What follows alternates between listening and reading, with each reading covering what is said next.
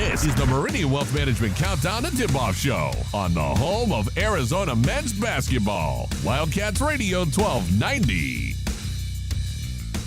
Ball is set for his second. This one is up and good. But it's a 2-point lead with 2.9 to go. Sun Devils in down the ball. Desmond Cambridge from mid-court. It's good. And ASU has won the game. Desmond Cambridge from mid-court sinks it. They'll take a look at the replay, but I don't think there's any doubt. No doubt. No doubt about it. There was a bad taste left in our mouths the last time those kids from the north came down to play some basketball here in Tucson. It looked like a season sweep. It didn't quite end that way. However, the Wildcats did get the upper hand because they did meet Arizona State again in the Pac-12 tournament, an exercised victory on that day to take the Territorial Cup Series point last year. Now the Sun Devils are back for the return trip. The first meeting this year, it will take place tonight at 7:30 on a beautiful Saturday here in Tucson. Welcome to the Meridian Wealth Management Countdown to Tip-Off Show. I am David Kelly, joined as always by the fellas. We've got Kelvin Ifan, U of A class of 1998. The captain, J.W. Madden, is also here. Wildcats coming in fresh off a road sweep of the mountain schools. Well, don't tell Tommy that's the toughest road trip in the Pac-12 conference, but on paper and in terms of the records, it certainly has been this year the way that those two teams had played at home, having not lost in 24 combined games before Arizona went in there, defeated the Utah Utes in triple overtime, and then took out the Colorado Buffaloes in a game in which the Wildcats absolutely ran away in the second half from CU to get the sweep, solidifying first place in the Pac-12 conference. And then just one game, a one-game week, nothing. And ASU had to play the other night. They had to take on Oregon State, so nothing like Kelvin having some time off to kind of reset, recharge the batteries. The guys got a few days off, although Tommy said, as always, they went into the gym and were putting up shots as you would expect they would. But nice to just kind of have a little bit more of a leisurely week rolling into this rivalry game tonight here in Tucson. Yeah, no, I agree, man. I mean, I don't remember ever having a break that long, in conference anyway. But, to be able to re-energize or to be able to go and just work on some little things, to go work on things about yourself, your team, your individual players is always huge. Just little cleaning up things that you need to do as you get ready to go down through the rest of the conference. You have to be excited the way that the guys played the mountain schools. Especially the way they blew out Colorado, it makes you feel like that once they get on a chance to get into those tournaments where you're always playing away, that they're starting to learn each other, where they can depend on each other and come out on the victorious end of these games. J-Dub, obviously, I think when you look at the fact that this team, Arizona, rolls in here now with 3 straight victories, feeling good about themselves coming off that win, feeling good about the way that Kylan Boswell has played especially the last 3 road games to kind of get past the struggles that he'd had in the middle part of this season, because you need him, as you have said, moving forward to really have a chance to play deep into March. Yeah, there's no doubt. I mean, Kylan Boswell had his best road trip of his career, and the numbers don't lie. To me, you look at the senior leadership on this team. You're talking about 2 transfers who are seniors, been to Final Fours. You're talking about the 2 guys who transferred in here from Gonzaga and from Utah who've been here for 3 years. That's your leadership core. Kylan Boswell's 18 and a half. Everybody said Kylan Boswell's team to start the year, but again, you got 4 senior leaders on that team. They've been picking him up all year long. They've been telling him to keep shooting, and this last weekend, clearly he found his shot. They're going to need him because you're going up against an ASU team that likes to try to get that hand in the cookie jar. So as far as ball handlers, as far as guys who are strong and competent with the ball out there, you're going to need all of them. But Kylan Boswell, certainly. Back to last year's game really quick. I had the box score up in front of me. 6 lead changes in the last minute 45 of that game. 6 lead changes down the stretch of that game in McHale. It is a much different Arizona State team, however, that comes in here tonight. There are some guys back from last year, but a large section of that team has moved on to other places. We mentioned in Kylan Boswell, he had a 4-game stretch in mid-January, from the mid-January to the end of January, where he scored 14 total points over 4 games. Over the last 5 games, of which the Wildcats have won all 5, he is averaging 12 points and 4 assists while shooting 36% from 3. So things definitely turning around for the young sophomore point guard. Tommy Lloyd, afterward, the win in Colorado, really liked the way his team responded. Our guys are competitors and they're winners, and we knew everybody was trying to make excuses for us, and we don't make any excuses. And we knew full well we could come here and lose to a good Colorado team today, and it had nothing to do with 3 overtimes on Thursday.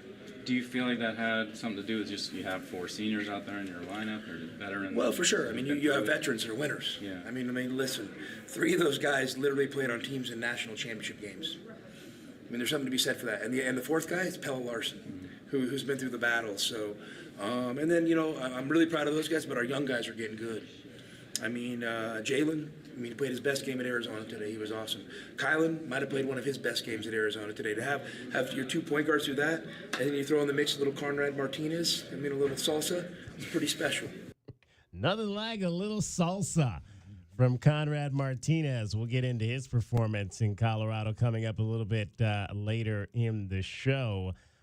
Caleb Love, one of those 3 players that Tommy alluded to, who has played on a team that went to the national championship game, saying the Wildcats went into Boulder to win. We just come in here, set on winning the game, man. We came in with our hard hats on, no excuses, came in, knew the game plan, and we, executed it. What was the game plan? Really just, come out here with a lot of energy, not to make any excuses about us playing in 3 overtimes and, just kind of punch them in the mouth. And that's what we did. We, got whatever we want on the offensive end, really controlled the game. And then, on the defensive end, we punched them in the mouth as well. I think now at this point, after what the Wildcats did on that mountain road trip, we can put all the talk of altitude to rest, because Jaden Bradley says altitude is really just an excuse. The biggest thing we was harping on was just no excuses. I feel like we came in with a lot of energy. Our bench players, our coaches just brought a lot of energy, and it showed when everybody was on the court. Well, in a way, do you feel like the triple overtime win kind of give you a little momentum, where you're just like, hey, we got through that, we can do this now? Was that part of it, maybe, or not? We just, after we, won that Utah game, we, went straight to recovery mode, and, putting our mindset set on, watching the film and, getting ready for this game. Who likes to talk most about the altitude affecting athletes is Utah and Colorado journalists, because they're trying to psych out those players and get it in their head. Absolutely. It was kind of like for football in the fall, when you talk about the heat and how hot it's going to be when those teams come in here to play in September. Any edge you can get, right? I think at one point before they did the remodel, when they had a sign up by the visiting locker room at the stadium that had the temperatures and how hot it's going to be on the field. And I think, what was it, one game? Type of thing, one game, one coach came in and put a towel over that because he didn't want his players to see that and to get into their mind during their pregame process. But yeah, absolutely, whatever you can do to get that advantage. You heard Jaden Bradley there. What a job he did off the bench. 14 points for the sophomore first-year Cat.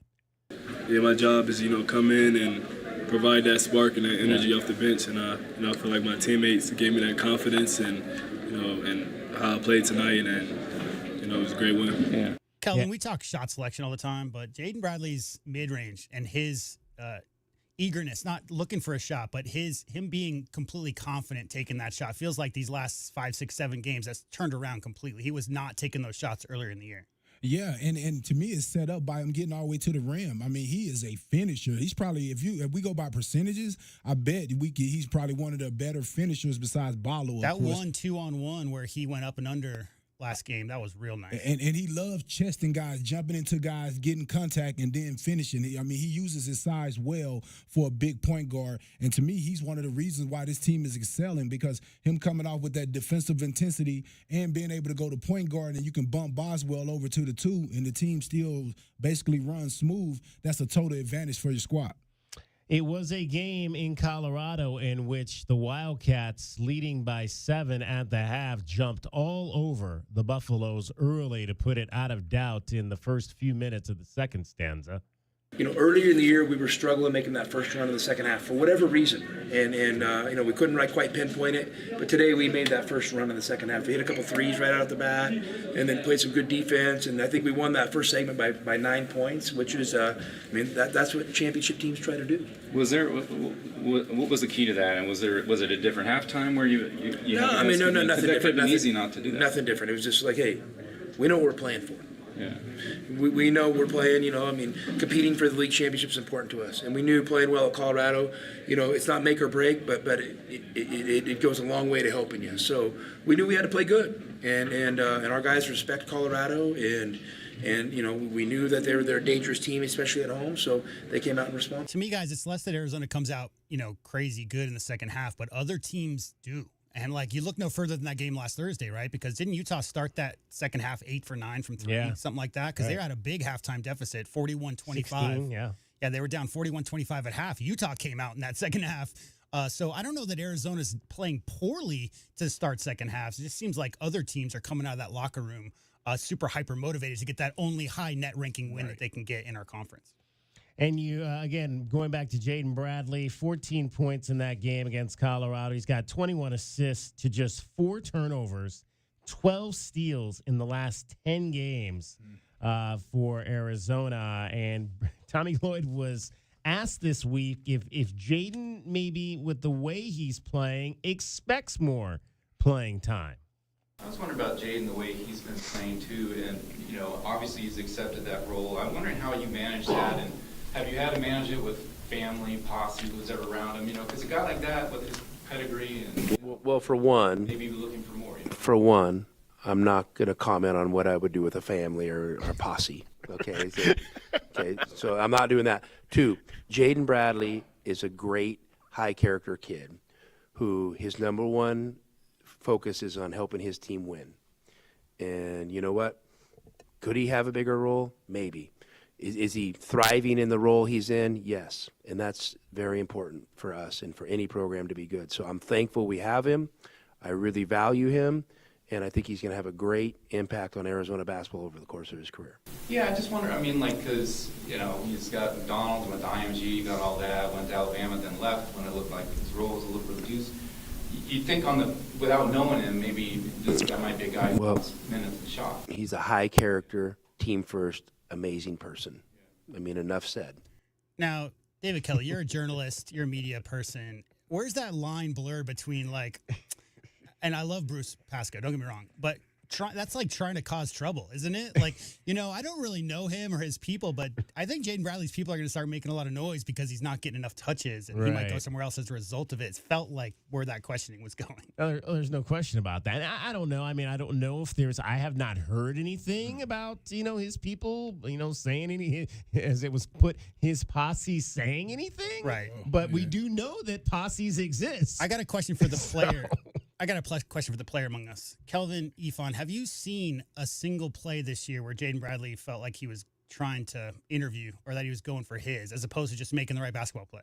No, I haven't. He seems like a guy that's totally bought in. And to me, that's where that question was a little wild from, because if you look at the way the kid has performed off of the bench, coming for a team that I know he started over, 20 games at Alabama? Yeah, Quinterly got in, and I think he started the last 15 or something like that, Yeah. So he at least started 20 games. Yeah. And so for a kid to come in, knowing that he was basically going to be a backup, Caleb Love was going to be on his team, Pella Larson, to understand the position that he's coming in, and to play so well, I can't imagine him having these thoughts in his head, because usually it goes right along with not playing well, right? With guys, feeling like they need a bigger role. Of course, as a player, as a coach and as a player, you want the guy wanting a bigger role and playing for a bigger role. But at the end of the day, hopefully as a player, you're playing for the bigger goal of being a champion.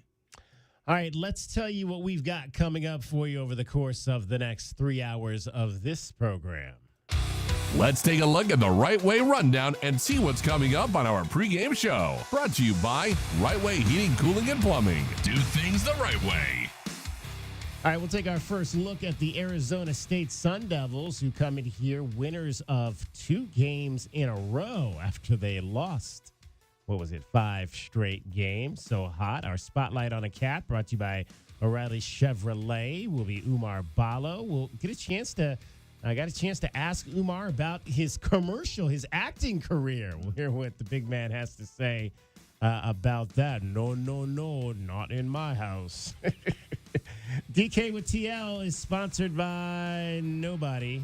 We'll get our chance to ask the head coach about what he's trying to do in some of those late game winning situations this week. A view from courtside, we had a chance to catch up with Matt Muehlbach this week. We'll get his thoughts on what he has seen from the Cats. Best Bets, brought to you by Desert Diamond Casino Sportsbook. Arizona is an 18.5-point favorite at home against their rivals. That's a lot for a rivalry game. We'll see how that plays out and whether we are laying that line tonight. Kelvin, is it a rivalry? I don't know about rivalry, but it is a little. It's playing against your little brother. The schools are rivals. The basketball programs, are they rivals? No, it's playing against your little brother. You know, your little brother look up to all the things you've accomplished, and he just really want to beat you. So you got to go have it out in the backyard.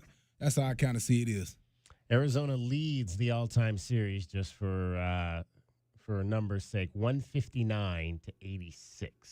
That's my point. All right. We are going to take our first break of the afternoon. We'll come back. We'll start diving into Bobby Hurley's crew. It is the Meridian Wealth Management Countdown to Tip-Off Show, along with Kelvin Efon and J.W. Madden. I'm David Kelly. You're listening to Wildcats Radio, 1290. This hour of the Meridian Wealth Management pregame show is brought to you by Advanced Auto Care, Crest Insurance Group, Desert Diamond Casinos, First Chiropractic, Frog in Firkin, Kaiser Garage Doors and Gates, Picture Rocks Cooling, Heating, and Plumbing, the Polston Results Team with Keller Williams, Southern Arizona, Royal GMC Buick and Cadillac, Royal Kia, Royal Jaguar Land Rover, the Window Depot. As Arizona's leading personal injury law firm for more than 30 years, Goldberg & Osborne agrees, bear down, Arizona. With offices statewide, including 5 in Tucson and Southern Arizona, the Eagle gives you home field advantage. More than 1,800 5-star Google reviews prove Goldberg & Osborne has the playbook for any situation. So after any accident, let the attorneys voted best personal injury law firm tackle that insurance company and get you the settlement you deserve. Goldberg & Osborne, 1-800-THE-EAGLE. Tired of dry, itchy skin? Have mineral buildup at every faucet. Ram Plumbing's affordable, green, eco-friendly water softener and alkalized purification systems are built right here in our great state of Arizona and use a fraction of the wastewater as their competitors. Want soft water, non-chlorinated, or the best alkalized drinking water? You can trust Ram Plumbing to be your one-stop shop. Ask about their Water Taste Challenge. 40th year anniversary savings, up to $500 off water systems and $40 off any service. If your plumbing's in trouble, call Ram on the double. Most financial advisors I know have had a moment in their career where they thought, with more control, I would do things differently for my client's sake. This is Natalie Fernandez with Meridian Wealth Management, and our firm was created by advisors with the understanding that we need flexibility, control, and decision-making power to create the best experience for our clients. If you're an advisor interested in learning more about our growing firm, call me at 719-1433 to talk more today. Advisory services provided by Meridian Wealth Management, a registered investment advisor. True Wildcat fans know that when you're looking for the best place to watch all the big games on big screens, drinking cold beer and having the best food, all paths lead to Desert Diamond. Bet on your Wildcats and all your favorite teams 24/7 on our easy-to-use kiosks. Come chill on our comfy couches and build your best bet at Arizona's best bet, the Desert Diamond Sportsbook and Bar. An enterprise of the Thana Autumn Nation. Problem gambling? Call 1-800-GAMBLER. Desert Diamond Casino is licensed in Arizona. The Window Depot is proud to sponsor the first look at today's game and would like to invite Arizona Wildcat fans to visit one of their Tucson warehouses. The Window Depot provides over 1,000 in-stock vinyl windows, interior and exterior doors, plus granite and quartz countertops, and a huge selection of custom cabinetry, all at the lowest prices in town. Consider the Window Depot your MVP when it comes to your home improvement needs. Stores are open Monday through Saturday, or order online at thewindowdepot.com. The Window Depot, more than a window store. Desperate buyers have created tremendous opportunity for sellers. If you've had the slightest thought of selling your home, it's time to call Sean Poston with the Poston Results Team at Keller Williams, Southern Arizona. Why choose the Poston Results Team? Past performance, more money in your pocket, over a 65% referral rate, an incredible Poston Results Team staff, and most important, communication, because you and your home matter. The Poston Results Team. When buying and selling really mattered, go to TucsonHomeValues.com. That's TucsonHomeValues with an S.com. Think of waking up with energy, standing tall and feeling free. Think First Chiropractic, good health is to enjoy. First Chiropractic offers military discounts to retired and disabled veterans, and they now accept patients with access insurance. For more information and to find the location nearest you, visit firstchiro.com, the most trusted name in chiropractic care. First Chiropractic, good health is to enjoy. At Nova Home Loans, we believe everyone deserves the opportunity to enjoy the independence that comes with home ownership. Whether you're a first-time home buyer who needs down payment assistance, have less than perfect credit, or looking to refinance, Nova has a variety of home loan programs for your unique situation. Visit novahomeloans.com or call 800-955-9125 to learn more.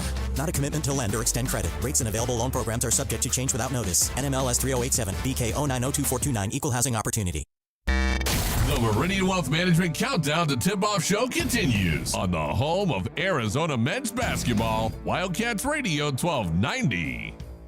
Boswell pump fake the three, step up, shoot another three. This one around and up. Bolo there to slam home the rebound for two more. Timeout, Colorado. Arizona and Arizona State today at McHale Center. This evening at McHale Center, 7:30 is tip-off. We've got you till 6:30 here. If you'd like to get in on the program and talk some Arizona basketball, we'd love to hear from you. 520-848-1290 is the number to get in on the program. Let's dive into the Arizona State Sun Devils. Our first look at today's Arizona men's basketball game is brought to you by The Window Depot. Lowest prices and biggest inventory. Shop thewindowdepot.com. Sun Devils enter today with a record of 13-12 in the overall, 7-7 in Pac-12 conference play. We mentioned they had lost 5 games in a row. Got off to a really good start in conference play. Swept the Bay Area trip. Came home, followed that with a sweep of Utah and Colorado. Opened things with a 4-0 mark in conference play. We're 5-2 at one point after a win over USC, but then lost 5 straight games, getting swept at the Oregon schools, swept at home by the Bay Area schools, and then losing the first game at Colorado. But they took advantage of the Utah Utes being fattened up by the Arizona Wildcats in a triple overtime game to get that final win last weekend on the road, 85-77. And they had a game on Thursday night at home. Actually, this was Wednesday night, I should say, at home in Tempe against the Oregon State Beavers and won that game by 18 points. Tommy Lloyd asked this week about the Territorial Cup Series rivalry. You know, I try not to overthink it. You know, I mean, I know, you know, it runs a lot deeper in some people than me. You know, I mean, I know, you know, probably, you know, people don't realize, Bobby and I are friends. I mean, we're friendly. I mean, we don't just hang out all the time or talk on the phone all the time, but we're definitely, we have a good relationship, and, I respect him as a person and as a coach. And so I don't try to get much beyond that. I mean, I know not only we have to play Arizona State twice, I know it's going to be a hard game.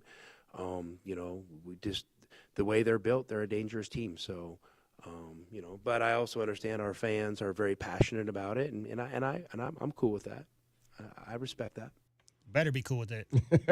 Exactly right. I mean, I'm not here to speak for the fan base.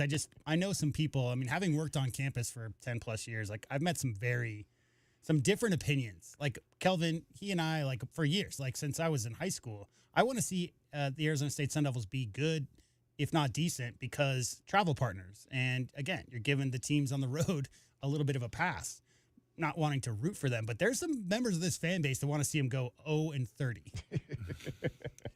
I would probably be on. That would probably be my mindset. I always want my rivals to be extremely bad. But the problem with that is if they beat you, then it destroys you almost. True. I mean, so you want them, you want the team to be pretty good because again, you don't want to lose to them, but at least. And the other side of that is if they're terrible and you win by 40. That's like a dude in college beating up on a junior high school kid, right? Yeah, it's like, okay, well, you're supposed to win by 40. This will be the last time these two teams will play here as Pac-12 rivals, and this will be the 47th such meeting. Arizona State has only won here in Tucson in the Pac-12 era 11 times overall. Tommy Lloyd on ASU and how this team looks coming in here. They are extremely handsy, extremely aggressive, and they're not afraid to take chances. So when you play them, you got to play with great fundamentals and great poise. And, it's just unique how they play defense, and they're very aggressive, and they're good at it. Do you think they're similar? I mean, then you've always seen them I think they had 9 transfers last year, a lot of new faces. Are they kind of fundamentally still look the same? Yeah, I mean, I think they're playing the same way. I mean, I think they are for the most part playing very similar. And Perez is a little different entity. He's kind of a power 4-man. His ability to put the ball on the floor, get to the free throw line, post up. Things like that. So, but all in all, it's similar to how they've been. Are they kind of an example of? I don't know, or if you guys even think of this stuff, just the way it is nowadays, where you have NIL and other things, which factor. Bruce, I only have enough bandwidth to coach one program, and it's Arizona. So I don't have enough bandwidth to be worrying about what other people are doing or it is. It's a tough business. I just know Saturday, no matter how we slice and dice it, it's going to be a hard game. Handsy is this team. You talk about Frankie Collins coming in here. He leads the Pac-12 in steals this season, steals per game average anyway. I'm averaging almost 3 per ball game. These are two teams, these teams are very adept to taking the basketball away from each other. Yeah, in Arizona State, basically they're small, so they have to be pesky. They do it a little bit different, as he said, handsy, because you have all those smaller guys. When your big guy is Perez, basically a 6'4", 6'5" guy playing against 6'10" guys, he can't play them straight up. He has to slap down at the ball. He has to try to dig in. He has to try to get deflections to keep those guys from getting position on him, and the rest of the guys as well. They have to when you don't have real big guys, you have to really defend the ball well. You have to get up on the guy and make it tough for him to get a good pass off to the other guys to disrupt the offense. So yeah, that's ASU is real good at that. That's kind of Coach Hurley's way of playing. Both of these teams average, for the most part, 9 steals per ball game. The next highest team is Oregon State. They average 7. So. And the difference there is like ASU's trying to get in the passing lanes every time down, and Arizona's just playing solid fundamental defense. Right. Let's hear from head coach Tommy Lloyd on kind of what makes this team ASU so handsy. We're better. We generally take care of the ball. We have to do a better job of valuing the ball, and we usually are the team that creates the turnovers. And in the first half, Adam stole the ball late in the half, and that was our only forced turnover. They had 1 turnover at halftime. We had 9, so we have to do a better job.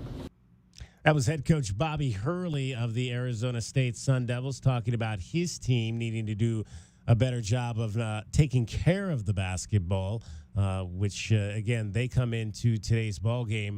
But one of the teams at the top of the conference in turning it over, averaging 12 turnovers per ball game. It's a lineup that has seen some changes for the Sun Devils. They have inserted Sean Phillips, their outstanding young big man, into the lineup. He has started games recently after coming off the bench earlier in the season. He is a sophomore, 7 foot, went to that Dream City Christian school that is so popular now out of Dayton, Ohio. Bobby, talking about that lineup change and why he made it. It certainly helps. It puts bigger bodies on the floor. Physically, we match up a little more traditional to our opponent, and we have good rebounders at the guard positions, and so now with Sean and Bryant, their ability to rebound, it helps in that regard. I mean, Kelvin, he's played 5-out guard lineups since he got there, since he was at Buffalo, really, but it only works if you got shooters, right? I mean, and right now they don't have those shooters they had with the Cambridge brothers and in previous years, right? So, you gotta, if you're giving up every rebound by putting 5 guards out there, Kelvin, but you're not taking advantage of that by being quicker to the rim and by obviously, dominating from the outside, you got to do something. You have to. And it's surprising to me that they average and up the top with the turnovers with so many guards. But again, it goes back to what I say, 9 new transfers, guys still trying to learn each other, and still, because with all those guards on the floor, you don't expect so many turnovers. That's why a lot of teams have guards, more guards on the floor, because they feel like they have better ball handling. But it's still hard when you're trying to get guys to get used to knowing each other. One guy that's back this season is Jemai Neal. He is expected to get the start for the Sun Devils in tonight's ball game. Head coach Bobby Hurley talks about why that will be. Jemiah's going to start on Saturday for sure, and I'll decide in the next 48 hours who's next man up for coming off the bench. Coach, you're talking about Jemiah's effort. Do you think effort is something you can coach, or is it really just guy to guy? I mean, you could try and instill the proper habits and encourage your players to do it, but a lot of it is based on your makeup and your will and your determination to do it. Jemiah's got great physical tools, very athletic. Frankie is in the same mold, very instinctive, very gifted athletically. And so at those 2 positions, those guys, and then Adam plays with just like a real toughness, like how he guards and his intentions. So it's nice when you have a perimeter like that, where they want to get after it defensively. They lost a lot of guys from last year's team. A lot of guys transferred out, and not necessarily anything to do with negativity towards Bobby Hurley. I mean, there are a lot of different circumstances. A couple kids went to GCU because I think there was one of their backups that was able to get, who was not necessarily on scholarship, was able to get on scholarship with another player. In fact, it was Brent Brennan's nephew was one of the players that transferred off that team last year and went to GCU, and his high school friend was also able to get a scholarship over at GCU. So circumstances like that, as well as other schools with better NIL coming in. Texas Tech got a couple. Exactly. Got their big man. And taking some of their players as well. So, I mean, it's tough. It's a tough, and we'll talk to Michelle Gardner a little bit later coming up from the Arizona Republic. She covers the Sun Devils, just kind of about the dynamic of how this roster has turned over again for Bobby Hurley. But it's difficult when you're making that level of changes annually, as we've seen with Bobby Hurley. To me, like, he tried to do what they'd been doing up in Eugene for a while. He'd been there. This is his 9th year in Tempe. And for the first 7 years, it was in. It was all coming in. They had transfers coming in. They had guys coming for their 4th year, maybe played at smaller schools. And then Remy happened, right? And Remy went to what, Kansas? Yeah. So, like, Remy leaving for a better opportunity, everybody, clapped him on the back on the way out and said, hope you have great success while you're there. This is not players leaving because they're disgruntled. But again, Bobby Hurley's had a difficult time keeping together rosters, Kelvin, for more than 2-3 years to even build some kind of level of consistency. And again, you look at what they started this season out, their schedule is pretty front heavy with simpler, easier games. Once they got into a harder stretch, you could tell those guys aren't super used to playing together. Well, what's happening, if we watch all over basketball, it's not just happening at ASU. What's happening is people are using ASU for junior college. Sure. Right? A lot of these schools, like the higher level schools, can reach in and grab whoever they want.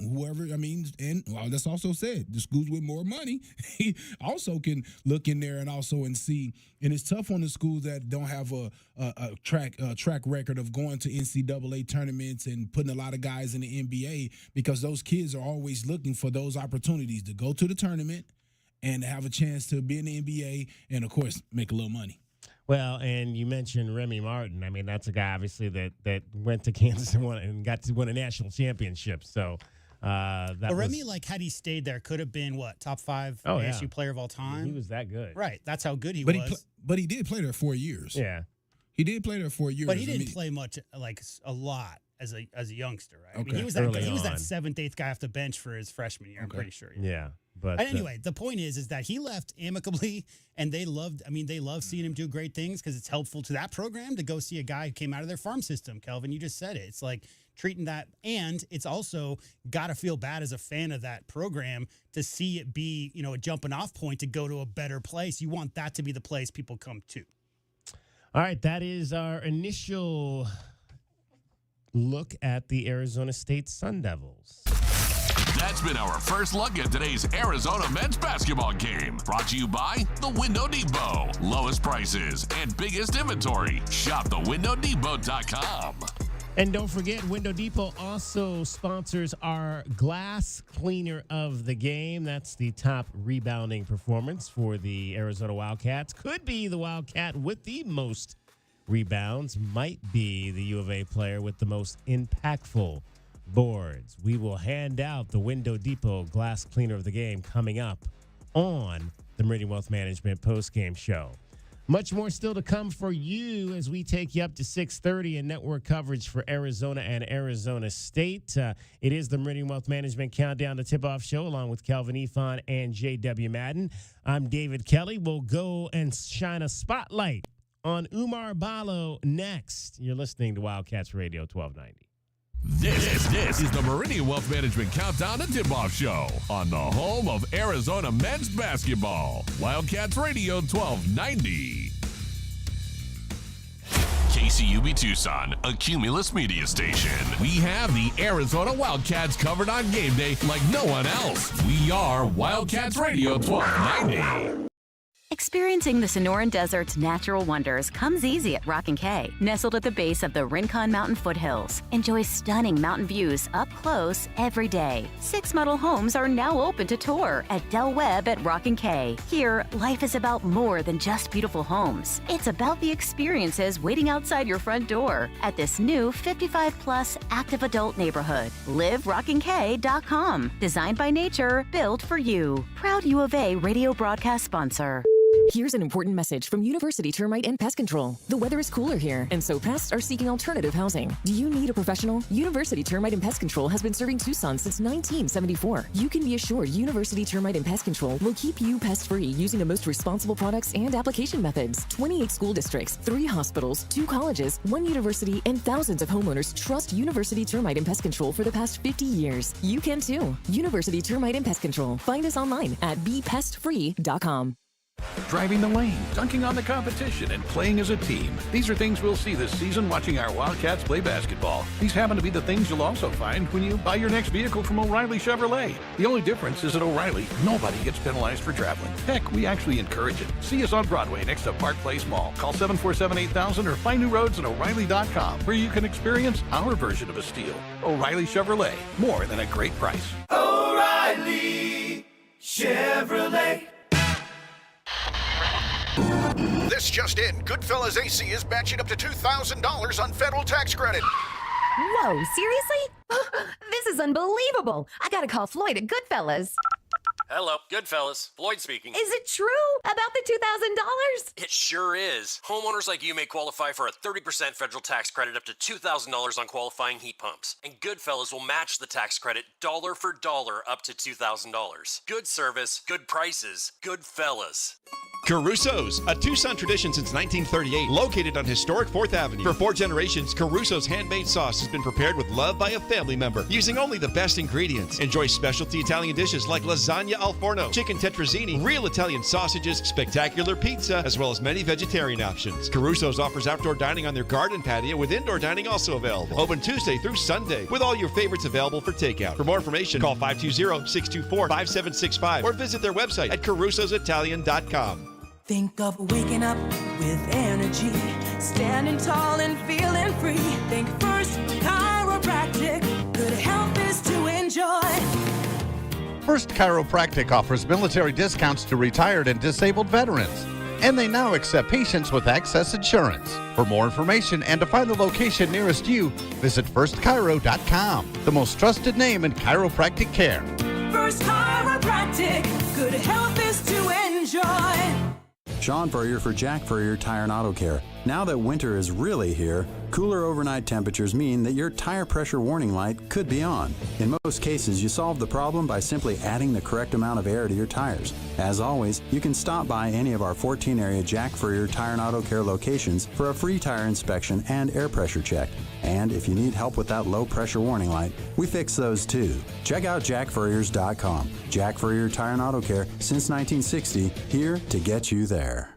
As Arizona's leading personal injury law firm for more than 30 years, Goldberg & Osborne agrees, bear down, Arizona. With offices statewide, including 5 in Tucson and Southern Arizona, the Eagle gives you home field advantage. More than 1,800 5-star Google reviews prove Goldberg & Osborne has the playbook for any situation. So after any accident, let the attorneys voted best personal injury law firm tackle that insurance company and get you the settlement you deserve. Goldberg & Osborne, 1-800-THE-EAGLE. This is the Meridian Wealth Management Countdown to Tipoff Show on the home of Arizona men's basketball. Wildcats Radio 1290. Conrad Martinez ready to check in for the Wildcats. Now, Tommy said that we could see some more of Martinez tonight, so this is not a surprise. Conrad Martinez got real minutes in the last game for the Arizona Wildcats as he came in and played 5 minutes off the bench due to some foul trouble that the Wildcats were in with KJ Lewis, who would eventually foul out of that ball game, and showed pretty well of himself in those 5 minutes. And Martinez will pick up KJ Simpson. Love that matchup. Martinez is just a pest out there. Now the switch picks up Williams. They throw it high for O'Brien. Off for De Silva. Top back for Simpson again. Martinez out to defend him. Over it goes for Hadley. 10 to shoot. Right side O'Brien. Drives the lane. Ball knocked away and stolen.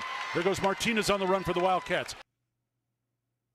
With a good minutes. Billy B's out there. Conrad Martinez giving Caleb Love and some other starters a blow. So now they can come in with a second wave. Larson to inbound to Bradley. Wildcats up by 18 with the ball. Martinez will bring it up court. Simpson picking him up there. Around a high screen from Ballo. Driving all the way to the bucket and laying it in for Conrad Martinez. Flashing to the hoop. Cats by 20 again. Conrad Martinez not shy, not scared about the moment.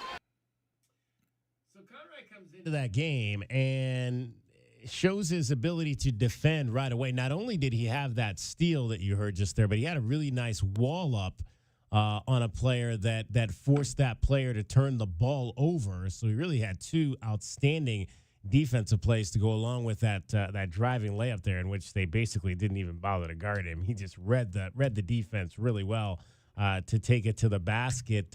Good to see. I mean, again, Tommy's raved about him and what he's going to be in the future. But good to see that when he's coming into these games, whether it's garbage time or not, he seems to make some type of play defensively and or offensively. Well, Kelvin, I mean, if you're 5'11", he's listed at 6 feet. He's about, 5'11"? You weigh coming into campus 170 pounds, 165.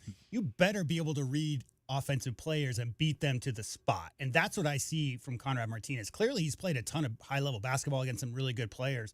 And when you watch him out there defensively, he doesn't take risks. He moves his feet. He doesn't get his hands in there unless he needs to. Really impressed with him. And ball handling, clearly he can get to his spots. It's just a matter of him working on his jump shot and finishing around the rim. Yeah, and I think need no more to say than that he practices against these guys every day. He practices against some of the best guards in the nation every day on this squad right here. So I wasn't surprised that he was ready, right? I wasn't surprised. It's tough for coaches a lot of time to get minutes for those guys because now that he's played 5 minutes and did pretty good, how many more minutes is he expecting? Right. You know, so that to me sometimes that's the issue when you're getting other guys in. Of course, you want them to play well, of course, but that little thing of, you know, he might not play again for 5 more games. That's true. Very true. But and, you know, he got in because Boswell had his shoulder. Yeah. Right? Boswell hurt his shoulder there on Thursday, and leading into that game on Saturday, they knew Boswell may not be 100%. He may not go. So they tapped Martinez to maybe be some backup. All of a sudden, I think KJ fouled out in 8 minutes in that game. Right. So we got in a situation where clearly Conrad Martinez needed to get in the game. But, yeah, I mean, I think what DK said about Conrad playing against those dudes, I hope, Kelvin, that he's got a level head. And he knows how good KJ is. He knows how good Caleb is. He knows how good Jaden Bradley is because he's playing against those guys every day. So I don't think they're – I mean, again, maybe his posse is complaining behind the scenes that he needs to get more minutes or whatever. But to me, I think he's just a guy who's sitting back, learning, and waiting his turn. Is that going to be our new term now for parents who yell as posse? Could be. You know who knows how good Conrad Martinez is? Caleb Love knows how good Conrad Martinez is. You know, we had ultimate confidence in him when he went in. You know, it wasn't no doubt that, you know, he was going to come in and impact the game in each and every way. You know, you see he got the steal, the layup. You know, he just impacts the game. And, you know, he works his tail off, you know. He's a little feisty, huh? Yeah, for sure. I think Tommy said a little salsa or something to the game or whatever. But nice to know you have that when, especially in a game when you got maybe a little bit of foul trouble here or there, that you can go to him if you need to. Yeah, for sure. You know, we believe in him. You know, he puts the work in. He deserves it. And so when he just telling him, you know, when your number is called, just be ready. Yeah. And he was tonight. Tommy did say a little salsa from his Spanish point guard there, Conrad Martinez, El Jefecito, as he has been known to have the nickname. And Tommy was asked this week if you guys just mentioned that, talking about the minutes. Could we potentially at some point see Conrad getting first half minutes versus just in the second half? I mean, I honestly, you know, haven't thought that far ahead. You know, I mean, this was a situation, you know, where the game is playing out. I'm trying to manage the game and win the game. I, you know, look up and see an opportunity to put him in. We're in foul trouble. It was, you know, it wasn't, I didn't, you know, make a decision before the game that I was going to put Conrad in at the, you know, the second half of the 12-minute media timeout. It's just how the game played out. So if it happened, I think Conrad would be fine, and I think we would be fine. It lined up so well, too. We didn't talk about that, but they put them in at the 12-14 mark or something like that. Right. It was next dead ball after those two guys got put in was going to be a timeout. So basically, guys, this is after KJ picks up, I think it was his fourth, something like that. They put those two guys in, him and Philly B, right before the timeout, the official timeout, so that if something bad happened, guys, I mean, there was going to be a dead ball right away, and it gives a little bit of extra rest for those guys.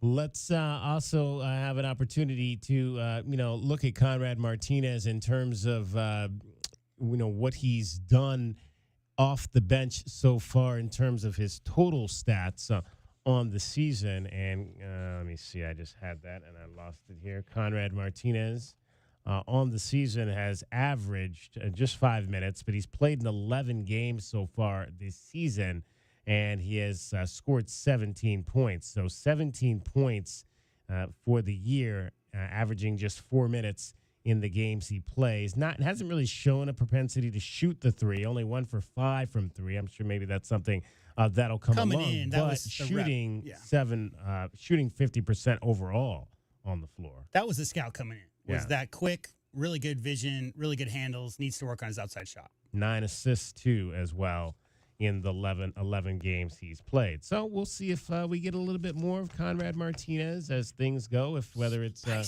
spicy, yeah, spicy. Well, there's nothing wrong with a little salsa. It's like feisty, feisty, spicy salsa. It all works for Conrad Martinez. All right, let's go ahead and take a look at what is happening around the rest of college basketball today. The Pac-12 scoreboard is brought to you by Mesquite Valley Growers. Mesquite Valley Growers. Real growers, real experience, real nursery. All right, we haven't played all week long, so we got a lot of catching up to do on what everybody else has done in this league so far this week. Feels like, man, I mean, you don't get too many of these one-game weeks very often. So let's go back to Wednesday night. We mentioned Arizona State played Wednesday night. That was the only game on Wednesday this week, and they beat Oregon State by a score of 79-61. Jemiah Neal, we talked a little bit about him. He had 21 points in that ball game. That would be 3-11 in conference, Oregon State. Correct. Yeah, they have not been able to parlay their win over. Although they did follow the win over Arizona, beating Arizona State, but that's been about it. They haven't really done much since then. 4 games on Thursday night. It was the Bay Areas against the Washingtons and the Rocky Mountains against the LAs.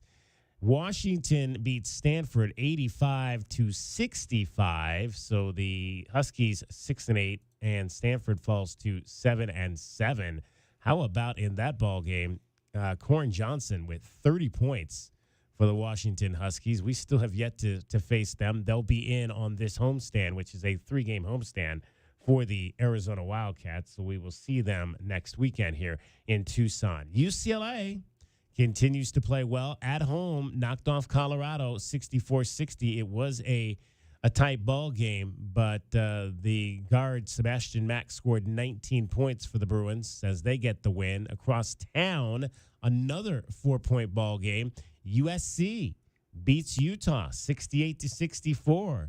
Isaiah Collier 15 points, 6 assists, and 3 steals. So Utah, off their loss to U of A, has really struggled, having now lost 3 games in a row. Have the Utes. The other game on Thursday night was Washington State knocking off California 84-65. So Washington State stays pace with the Arizona Wildcats as they continue to be the one of the class teams in this league. Miles Rice, 25 points in that game. He is solidifying his run to the Pac-12 Freshman of the Year award. All right, today's schedule looks like this. 1 game already in progress. Washington State, we just mentioned, home against Stanford, leading early by a score of 15-10. The next game on the docket will be in Seattle. California will take on Washington, and that'll be a game that tips off at 6 o'clock. Arizona State, Arizona is at 7:30. That'll be here in Tucson. The Wildcats, again, are an 18.5-point favorite in that game. Southern California will host Colorado tonight at the Galen Center. That game is on national TV. No shockers there. Bronny James playing in that game against KJ Simpson. Good national TV game there. The Trojans now with their win over Utah, 4-10. Colorado comes in at 7-7.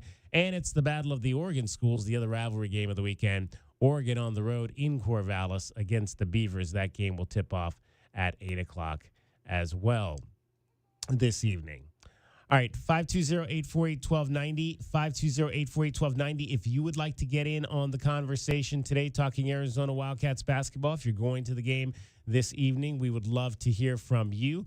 Let's take a quick look at what is happening around the top 25 today. We've got a lot of finals on the board.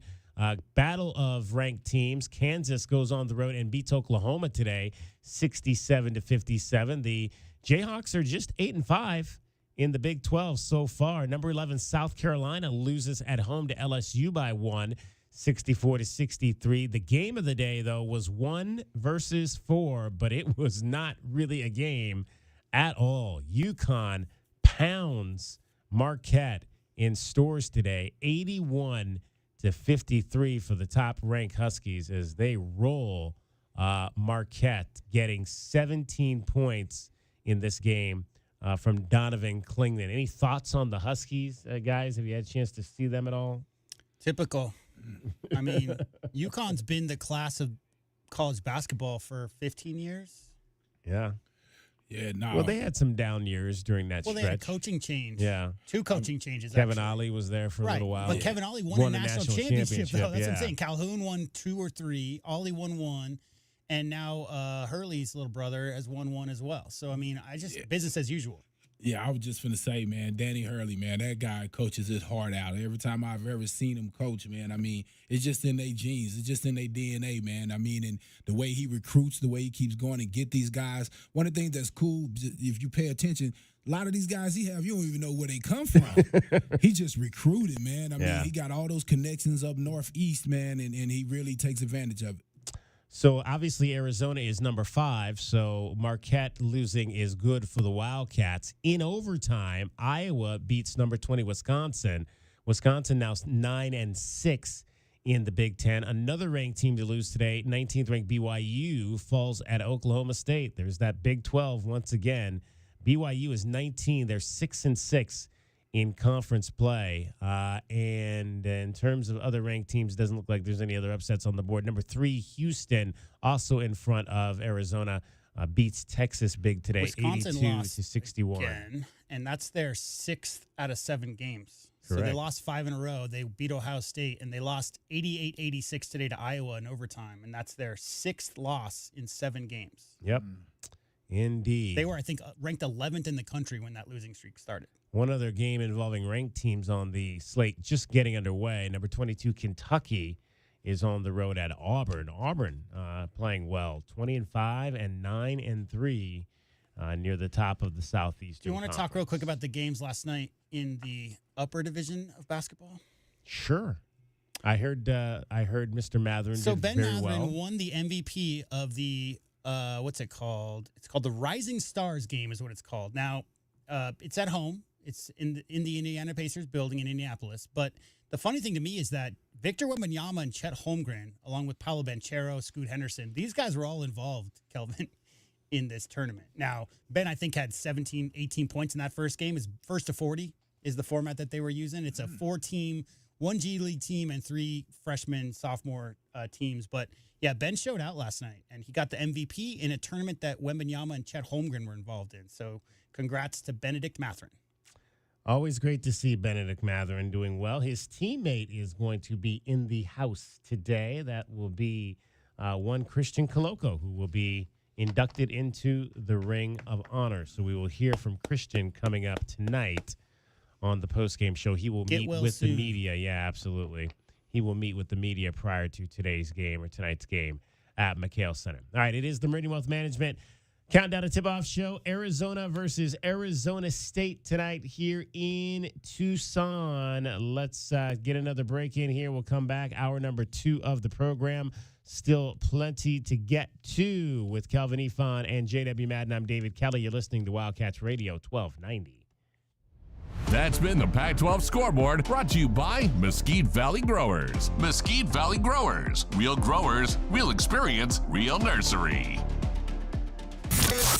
This hour of the Meridian Wealth Management pregame show is brought to you by Advanced Auto Care, Crest Insurance Group, Desert Diamond Casinos, First Chiropractic, Frog in Firkin, Kaiser Garage Doors and Gates, Picture Rocks Cooling, Heating and Plumbing, the Polston Results Team with Keller Williams, Southern Arizona, Royal GMC Buick and Cadillac, Royal Kia, Royal Jaguar Land Rover, the Window Depot. My heat and air were in a state of disrepair. Make sure your family is safe and warm during the cooler months. I'm Ron Arenas, the owner of Picture Rocks Cooling, Heating, and Plumbing. Heating is our middle name, and we can make sure your furnace is running efficiently. Call us at 520-440-4069 for honest heating and plumbing service to the Tucson area for over 20 years. Picture Rocks Cooling, Heating, and Plumbing. driving the lane, dunking on the competition, and playing as a team. These are things we'll see this season watching our Wildcats play basketball. These happen to be the things you'll also find when you buy your next vehicle from O'Reilly Chevrolet. The only difference is at O'Reilly, nobody gets penalized for traveling. Heck, we actually encourage it. See us on Broadway next to Park Place Mall. Call 747-8000 or find new roads at O'Reilly.com, where you can experience our version of a steal. O'Reilly Chevrolet, more than a great price. O'Reilly Chevrolet. Get the backyard you've always wanted with a custom pool from First Choice Pools. A backyard oasis built around you. First Choice is a full-service builder of beautiful in-ground pools and backyard designs for years of staycations. If you're ready to dive in, then visit TucsonPoolBuilder.com. Schedule now and get 3 months of full service free. First Choice Pools for installs, renovation, remodeling, and repair. Get started today at TucsonPoolBuilders.com. First Choice Pools, the first and only choice. Day in and day out, we're inundated with commercials asking to review your portfolio or telling you to get a second opinion. This is Natalie Fernandez with Meridian Wealth Management, and I want to share the advice I give people every day. Talk to 3 different advisors at 3 different firms. It's important to understand their differences and find someone you can trust.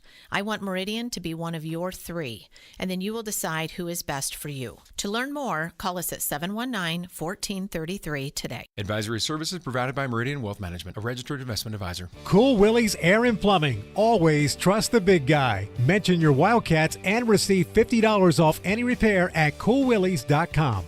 Cool Willie's is proud to be a partner of the University of Arizona Wildcats basketball radio broadcast. 2 powerful teams working hard for you to get the job done right every day. Cool Willie's Air and Plumbing. Big enough to help, small enough to care. Remember to mention your Wildcats and receive $50 off any repair. coolwillies.com. At Nova Home Loans, we believe everyone deserves the opportunity to enjoy the independence that comes with home ownership. Whether you're a first-time home buyer who needs down payment assistance, have less than perfect credit, or looking to refinance, Nova has a variety of home loan programs for your unique situation. Visit novahomeloans.com or call 800-955-9125 to learn more. Not a commitment to lend or extend credit. Rates and available loan programs are subject to change without notice. NMLS 3087, BK 0902429, Equal Housing Opportunity. You know it. Your neighbors know it. And let's face it, the mailman knows it too. Your yard just isn't what it used to be. But thankfully, Dorado Rock Materials can get you, well, your yard anyway, back to what it once was. And even better, Dorado Rock Materials has just what your yard needs, from decorative rock to boulders and everything in between, brought right to you. And if you need help spreading it, we can help with that too. Dorado Rock Materials. The right service, the right product, the right price. Desperate buyers have created tremendous opportunity for sellers. If you've had the slightest thought of selling your home, it's time to call Sean Poston with the Poston Results Team at Keller Williams, Southern Arizona. Why choose the Poston Results Team? Past performance, more money in your pocket, over a 65% referral rate, an incredible Poston Results Team staff, and most important, communication, because you and your home matter. The Poston Results Team. When buying and selling really mattered, go to TucsonHomeValues.com. That's TucsonHomeValues with an S.com. The Meridian Wealth Management Countdown to Tip-Off Show continues on the home of Arizona men's basketball, Wildcats Radio 1290. All right, it is hour number 2 of the Meridian Wealth Management pregame show, getting you set for Arizona and Arizona State. I'm David Kelly, joined by Kelvin Ifan, J.W. Madden. I want to read you a text we received today. We've been sending our well wishes out to a woman by the name of Jean Smith, and her son Fred Scheiba sent me the message that he sent to the basketball department today. It says, "Thanks so much for the team for the big win, giving Colorado its first home defeat by a big margin as I had requested. Jean Smith passed this week peacefully in her sleep with her friends and passed her there, and after a visit from close friend and Arizona basketball booster, Jim Click, now she'll be able to see all of the games without worrying if they will run too late. She and I will be watching the big rivalry game on Saturday. Go Cats!" And we want to send our well wishes out to Fred Scheiba and his family on the passing of his mom, Jean, a tremendous Arizona Wildcats fan. Jean, bear down forever. Also, Some sadness in college basketball today as Lefty Driesell, the longtime head coach of the Maryland Terrapins, passed away today. Lefty's teams in the late 70s and early 80s were as good a teams as you were going to find anywhere in the country. I didn't know he went to Duke. Yeah, I did not know that He either. played at Duke. Also interesting, he coached 4 Division I schools to over 100 victories. So he coached at 4 different schools and 100 wins at all 4 schools that he coached at. And one thing I thought was great about him, all his players loved him. Yes. Real players coach. Yeah. Those Maryland teams, too, in the early 80s, they were really good teams. Those were some good teams for sure. So definitely saddened to hear about the passing of Coach Driesell as well. All right, let's tell you what we've got coming up on this hour of the program. Let's take a look at the Right Way Rundown and see what's coming up on our pregame show. Brought to you by Right Way Heating, Cooling, and Plumbing. Do things the right way. Hour number 2, DK with TL, sponsored by nobody. But if you want to sponsor, give us a call, 887-1000. We'll hear the questions I asked the head coach this week. We'll give you your women's basketball report. The ladies got a win last night over Wazoo. We'll hear some of the highlights from Derek Palmer's call on that one. Matt Muehlbach is going to join us for our view from courtside, brought to you by Kaiser Garage Door and Gates. Coming up a little bit later, it's our opponent scouting report. We'll chat with Michelle Gardner from the Arizona Republic. She covers the Arizona Sun Devils. That is brought to you by Ram Plumbing. Best bets, the over-under on this one, right around where the line has been on the over-under, 158 tonight in this game between Arizona and Arizona State. And we'll find out which devil could be that devil, that pesky little devil that gets underneath the Wildcats' skin tonight, that pest of the game, brought to you by University Termite and Pest Control.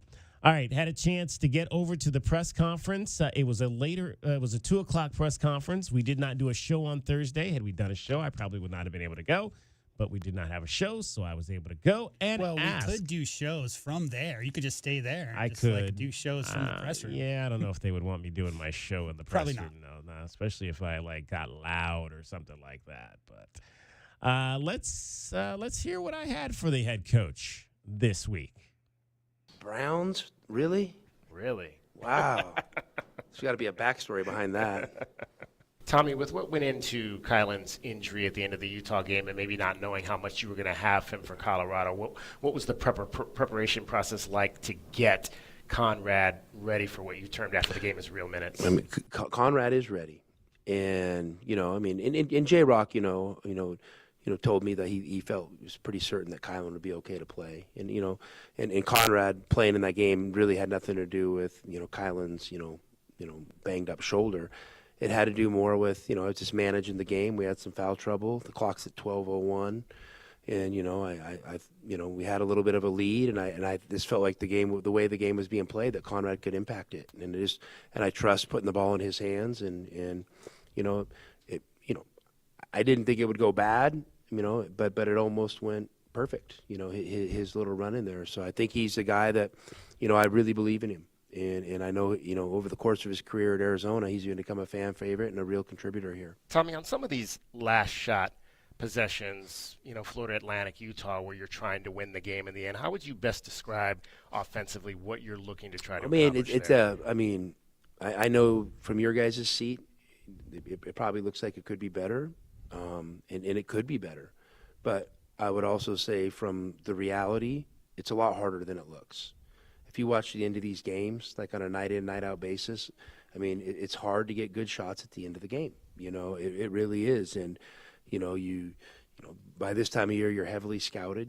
Teams know your tendencies. I feel like we're trending in a better direction now than maybe when we did the Florida State game. And, the second overtime, at Utah, that's my fault. They were switching defenses, and, and I figured, man, I'm going to call a timeout, and they're just going to switch defenses again, and so I was like, hey, we got the ball in one of our better players' hands, and I know he's capable of making a shot. He and I have talked since then that, we probably don't need to settle for a 30-footer. We need to put the ball on the floor, use our athletic ability, and make a play.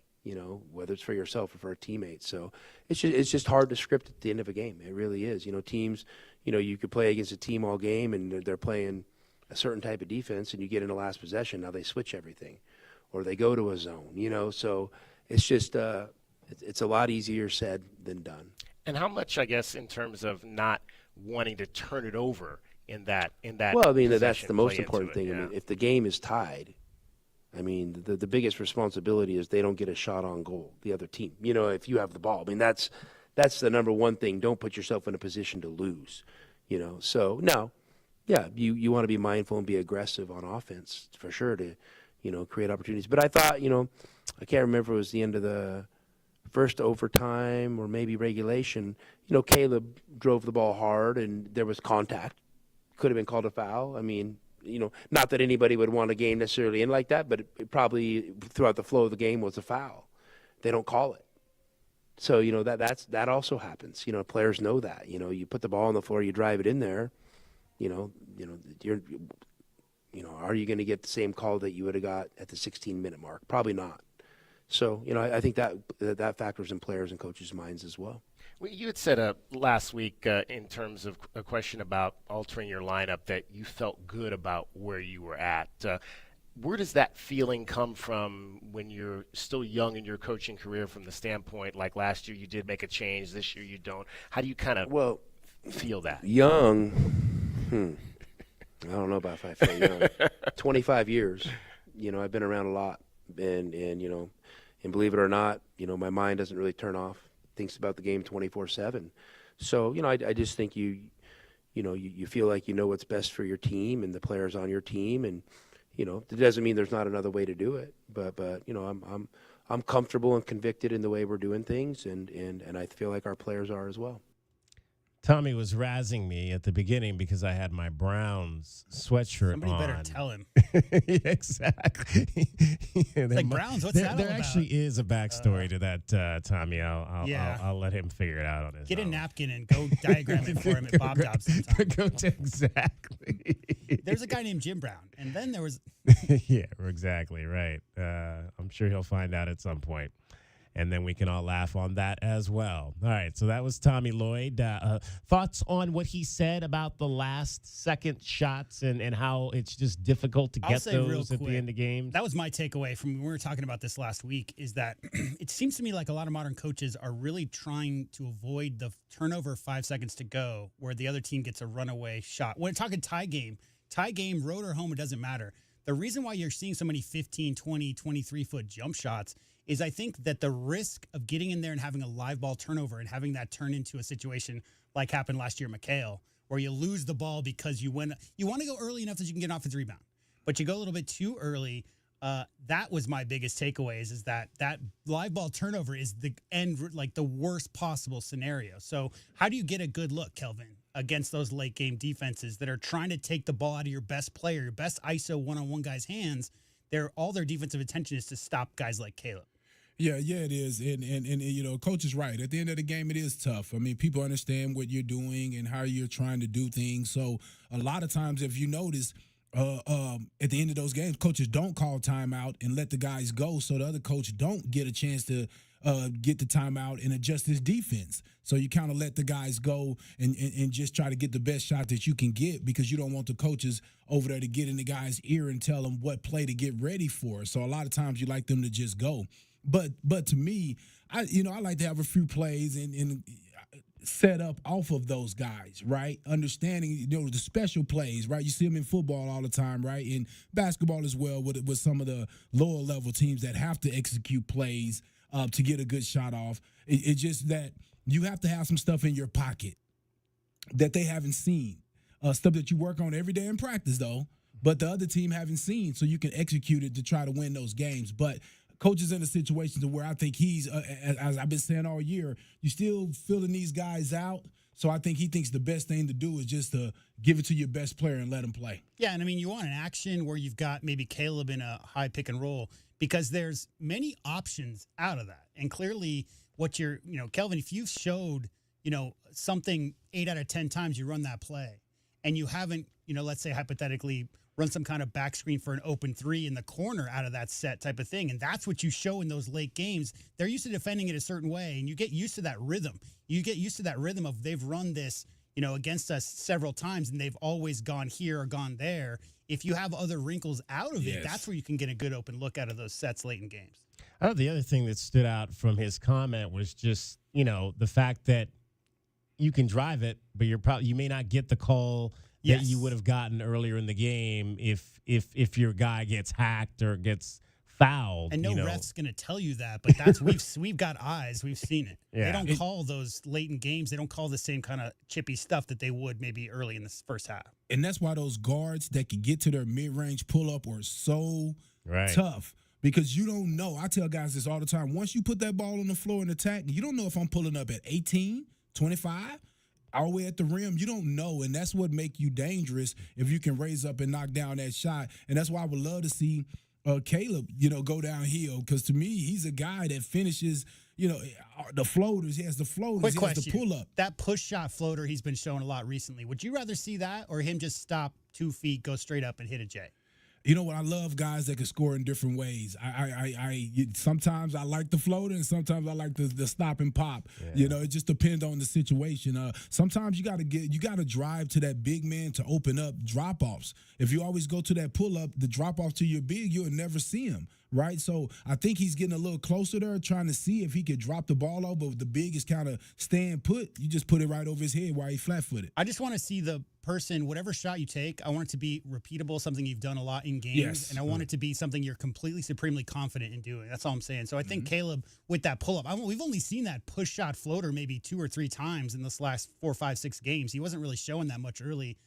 If you're confident and comfortable, get after it. And I just want to see your best players take the most comfortable shot in those late game situations. All right, 520-848-1290. If you'd like to get in on this conversation, what would you like to see in terms of the Wildcats and some of these? They would like to see the ball go in. That's what they want to see. Right, exactly. You want to see the ball go in the basket and everybody run onto the court and celebrate like they did at Detroit Mercy. Did you see that, Kelvin? The one guy. They won a game and one dude stormed the court. One dude. They were 20 something. They were 0-20. They hadn't won all season. Oh man. And they won the game. It wasn't like a last shot. They won by 16 or something points. And one guy runs on the or goes onto the court, and you see the security guard kind of motioning him off with his left hand. I would have been like, go ahead, buddy. Right, get after it. Don't live, man. Hey, if you're the only fan in the stands too, right? Because the team hasn't won it all. It's not like you're going to have thousands of people there to support it. You just get after it. Good stuff. Good stuff. All right, it's the Meridian Wealth Management Countdown to Tip-Off Show. Much more straight ahead, along with Kelvin Efon and J.W. Madden. We're getting you set for the Wildcats and the Arizona State Sun Devils. The Territorial Cup Series. We'll update you on where we are in the T-Cup Series. The Sun Devils stole a point. I don't know if they stole it, but they won a point on the gymnastics mat earlier this week, and so it's getting a little tighter on the Wildcats lead. We'll update you on that as well. I'm David Kelly. You're listening to Wildcats Radio 1290. This hour of the Meridian Wealth Management pregame show is brought to you by Blue Whale Car Wash, Caruso's Italian Restaurant, Cool Willie's Air and Plumbing, The Diamond Store, Goldberg and Osborne, Goodfellas AC, Humane Society of Southern Arizona, Lexus of Tucson, Nova Home Loans, Recon Auto Detail, Ride Now Power Sports Tucson Police Department. Here's an important message from University Termite and Pest Control. The weather is cooler here, and so pests are seeking alternative housing. Do you need a professional? University Termite and Pest Control has been serving Tucson since 1974. You can be assured University Termite and Pest Control will keep you pest-free using the most responsible products and application methods. 28 school districts, 3 hospitals, 2 colleges, 1 university, and thousands of homeowners trust University Termite and Pest Control for the past 50 years. You can too. University Termite and Pest Control. Find us online at bepestfree.com. Tired of dry, itchy skin? Have mineral buildup at every faucet? Ram Plumbing's affordable, green, eco-friendly water softener and alkalized purification systems are built right here in our great state of Arizona and use a fraction of the wastewater as their competitors. Want soft water, non-chlorinated, or the best alkalized drinking water? You can trust Ram Plumbing to be your one-stop shop. Ask about their Water Taste Challenge. 40th year anniversary savings, up to $500 off water systems and $40 off any service. If your plumbing's in trouble, call Ram on the double. True Wildcat fans know that when you're looking for the best place to watch all the big games on big screens, drinking cold beer and having the best food, all paths lead to Desert Diamond. Bet on your Wildcats and all your favorite teams 24/7 on our easy-to-use kiosks. Come chill on our comfy couches and build your best bet at Arizona's best bet, the Desert Diamond Sportsbook and Bar. An enterprise of the Tohono O'odham Nation. Problem gambling? Call 1-800-GAMBLER. Desert Diamond Casino is licensed in Arizona. Do you often worry you left the garage door open? With a LiftMaster garage door opener powered by MyQ, you'll never worry again. You can control, secure, and monitor your garage from your smartphone anytime from anywhere through the MyQ app. As an authorized LiftMaster dealer, we have smart openers designed for your needs, including belt drive motors for ultra-quiet operation, integrated camera for live video streaming, and battery backup that lets you in when the power is out. Kaiser Garage Doors and Gates is your authorized local LiftMaster dealer. Visit KaiserDoor.com for more information.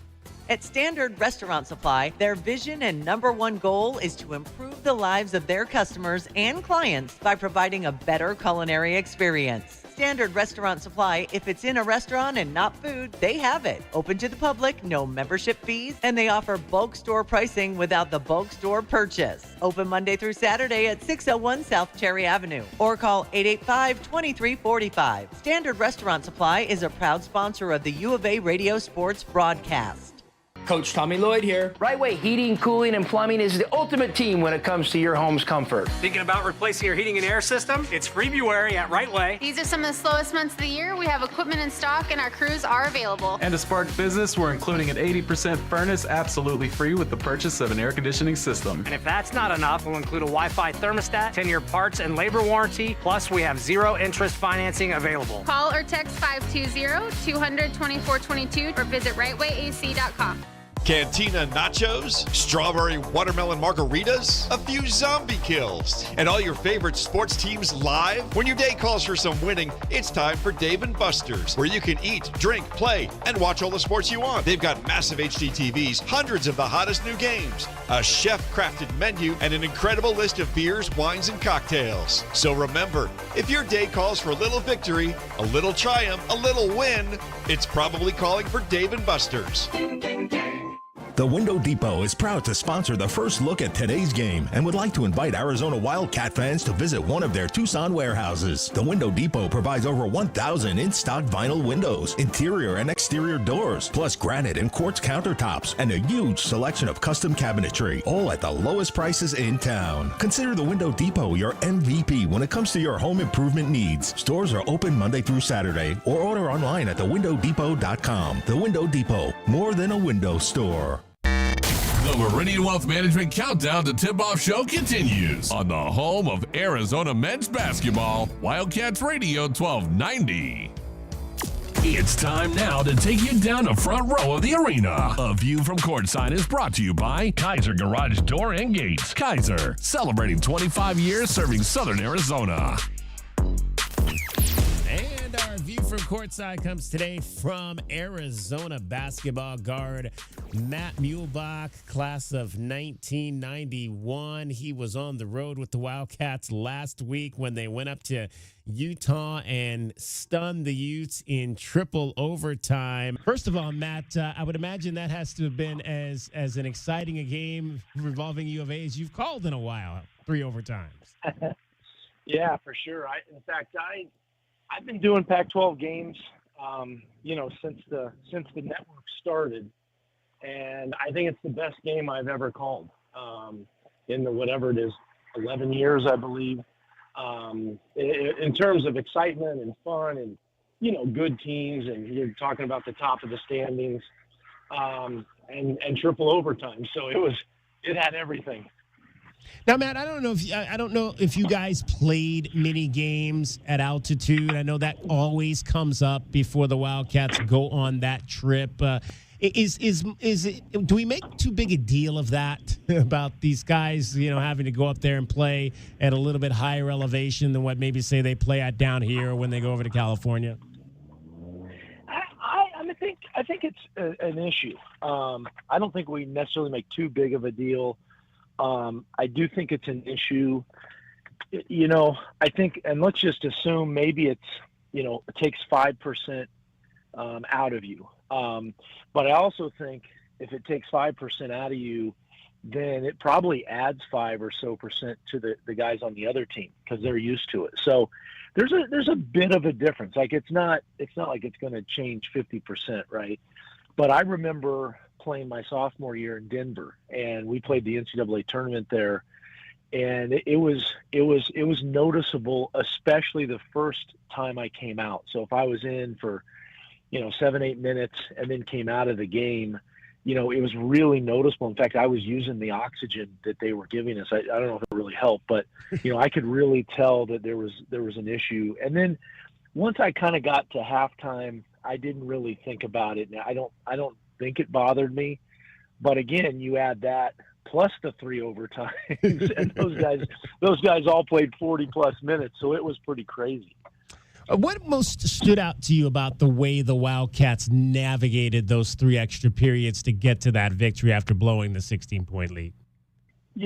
I think what stood out to me, just hanging in there. I think when you're on the road like that, we did a little thing even like what makes the road so difficult. Pac-12 teams have been really struggling on the road this year. When you're up against it and the team's rolling like that, I mean, it almost feels like you have no chance.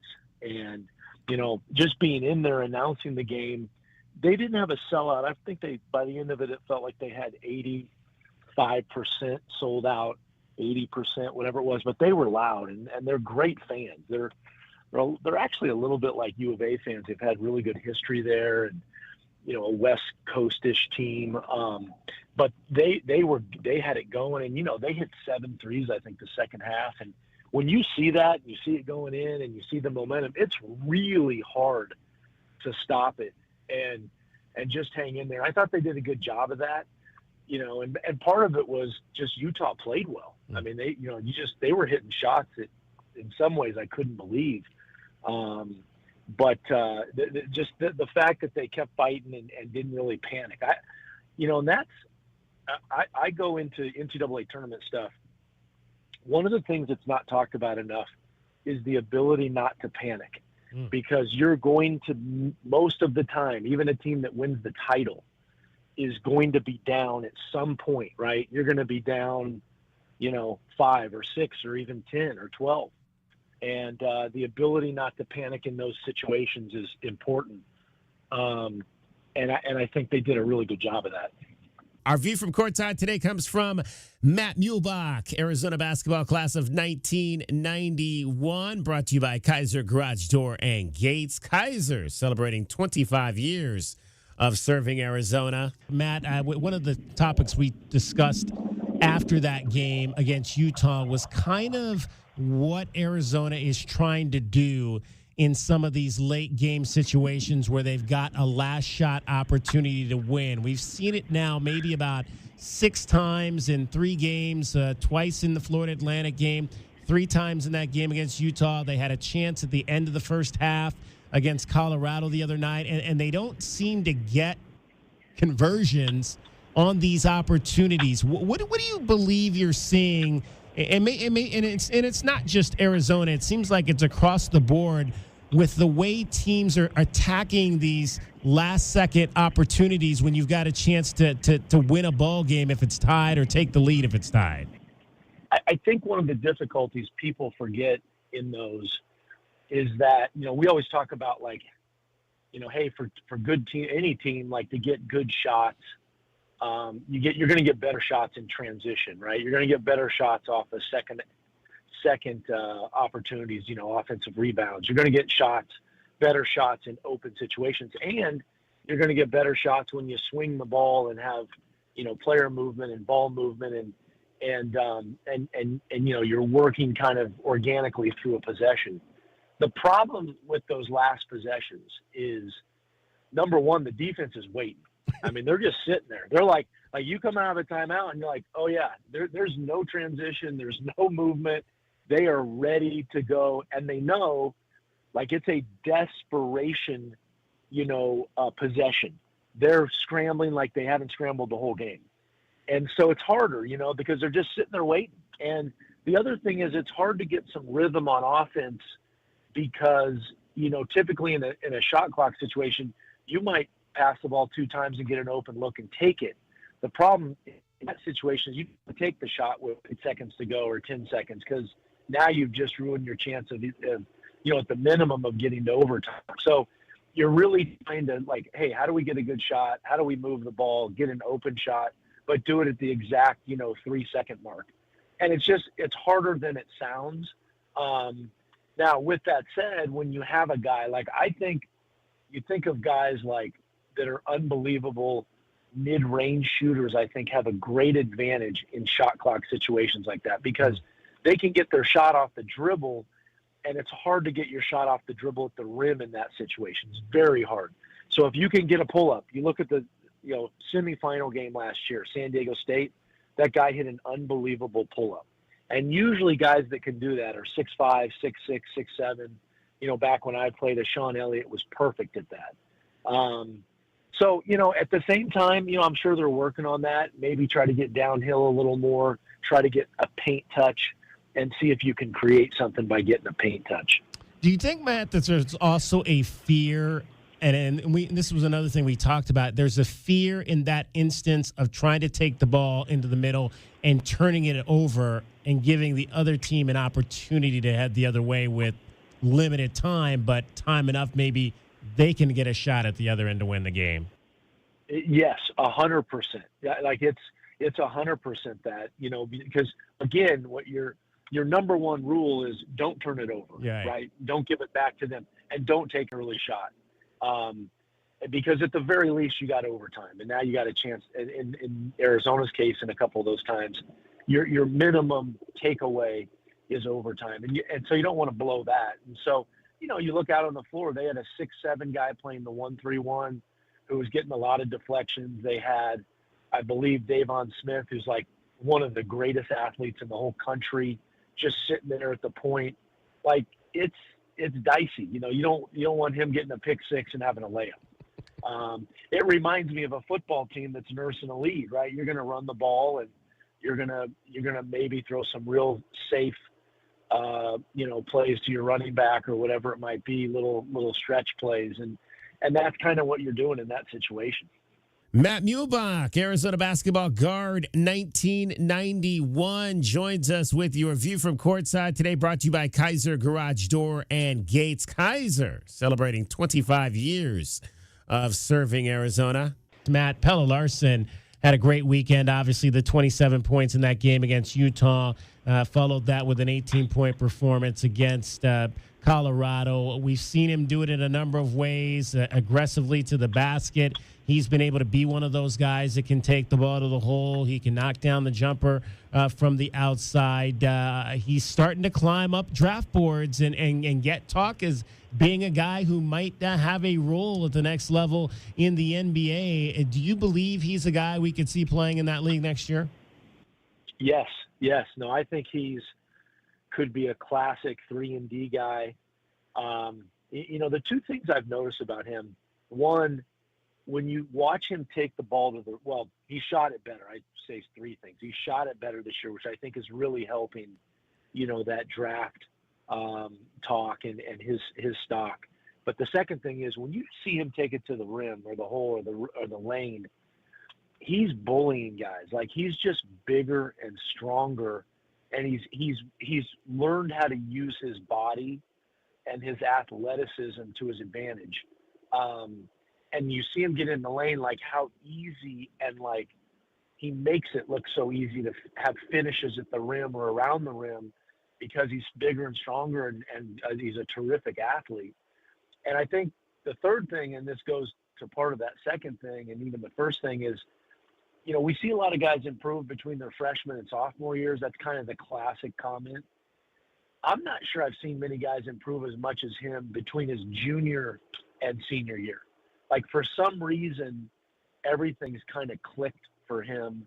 And he looks like super at ease.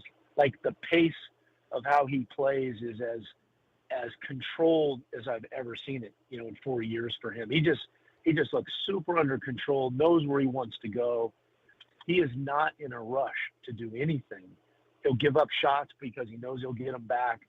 And man, his efficiency in his game is just it's high level right now. And Matt, we were reminiscing last week on the evolution of the Gumbies. Take us back to those days and how that all got started. Well, we had a guy, Bruce Frazier, who's the assistant at the Warriors. Yeah. And Bruce had said, actually, the year before I had got to U of A and I was a freshman, he had said something. He's a really funny guy. Like he was the comedian on the team and still is, I understand, with the Warriors. But and all those guys love him. He's Steph's shooting coach and whatever. But he had said he felt like a Gumby on the scout team the year before. And, he'd get just pushed around and bent and, kind of abused in a way. Like it was a funny way of reacting to being on the scout team. And so that next year he brought it up and we kind of, I was playing mostly scout team that year and the guys I was playing with, which ironically were guys that were future NBA players. Like Sean Rooks was a Gumby and he was a future NBA player. But, we just kind of took that and had fun with it. I mean, when you're not playing, it sucks. I don't care if you're on the number one team in the country. Everyone wants to play. And so, but we just kind of took a situation where we weren't playing, made the best of it, had fun with, being the scout team and took a lot of pride in it in a way. Like we tried to beat the starters and sometimes we did, not often. We did a few times and Lute would, and I'm not even joking. I'd tell him, I'd say this, like Lute's not around anymore, but I'd say if he was sitting right next to me, like he would start calling, fouls against us, like on purpose, just because he didn't want the starters to lose and hurt their confidence. But we had a lot of fun with it. Like I always told people though, you ask about the evolution of it, like it was fine to be a Gumby for a year, but you wanted to not be a Gumby after that. Exactly. Yeah, a good first year role, but you want to move up and out of that real quick right there. That's right. Great stuff, Matt. Hey, we always appreciate having you on. Look forward to talking to you again as we get into March Madness. Thanks, DK. Thank you, guys. I appreciate being on. And that's your view from courtside with Matt Muehlbach, Arizona basketball class of 1991. We hope you enjoyed your view from courtside. It was brought to you by Kaiser Garage Door and Gates. Kaiser, celebrating 25 years serving Southern Arizona. This hour of the Meridian Wealth Management pregame show is brought to you by Blue Whale Car Wash, Caruso's Italian Restaurant, Cool Willie's Air and Plumbing, The Diamond Store, Goldberg and Osborne, Goodfellas AC, Humane Society of Southern Arizona, Lexus of Tucson, Nova Home Loans, Recon Auto Detail, Ride Now Power Sports Tucson, Tucson Police Department. KCUB Tucson, a Cumulus media station. We have the Arizona Wildcats covered on game day like no one else. We are Wildcats Radio 1290.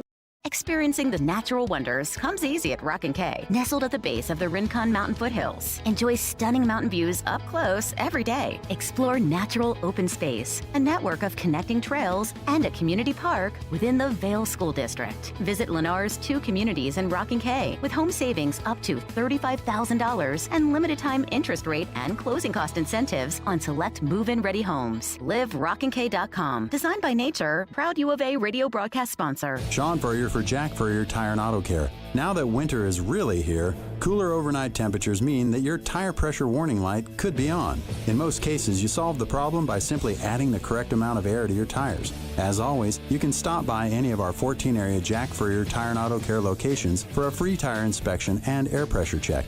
And if you need help with that low pressure warning light, we fix those too. Check out jackfurriers.com. Jack Furrier Tire and Auto Care since 1960, here to get you there.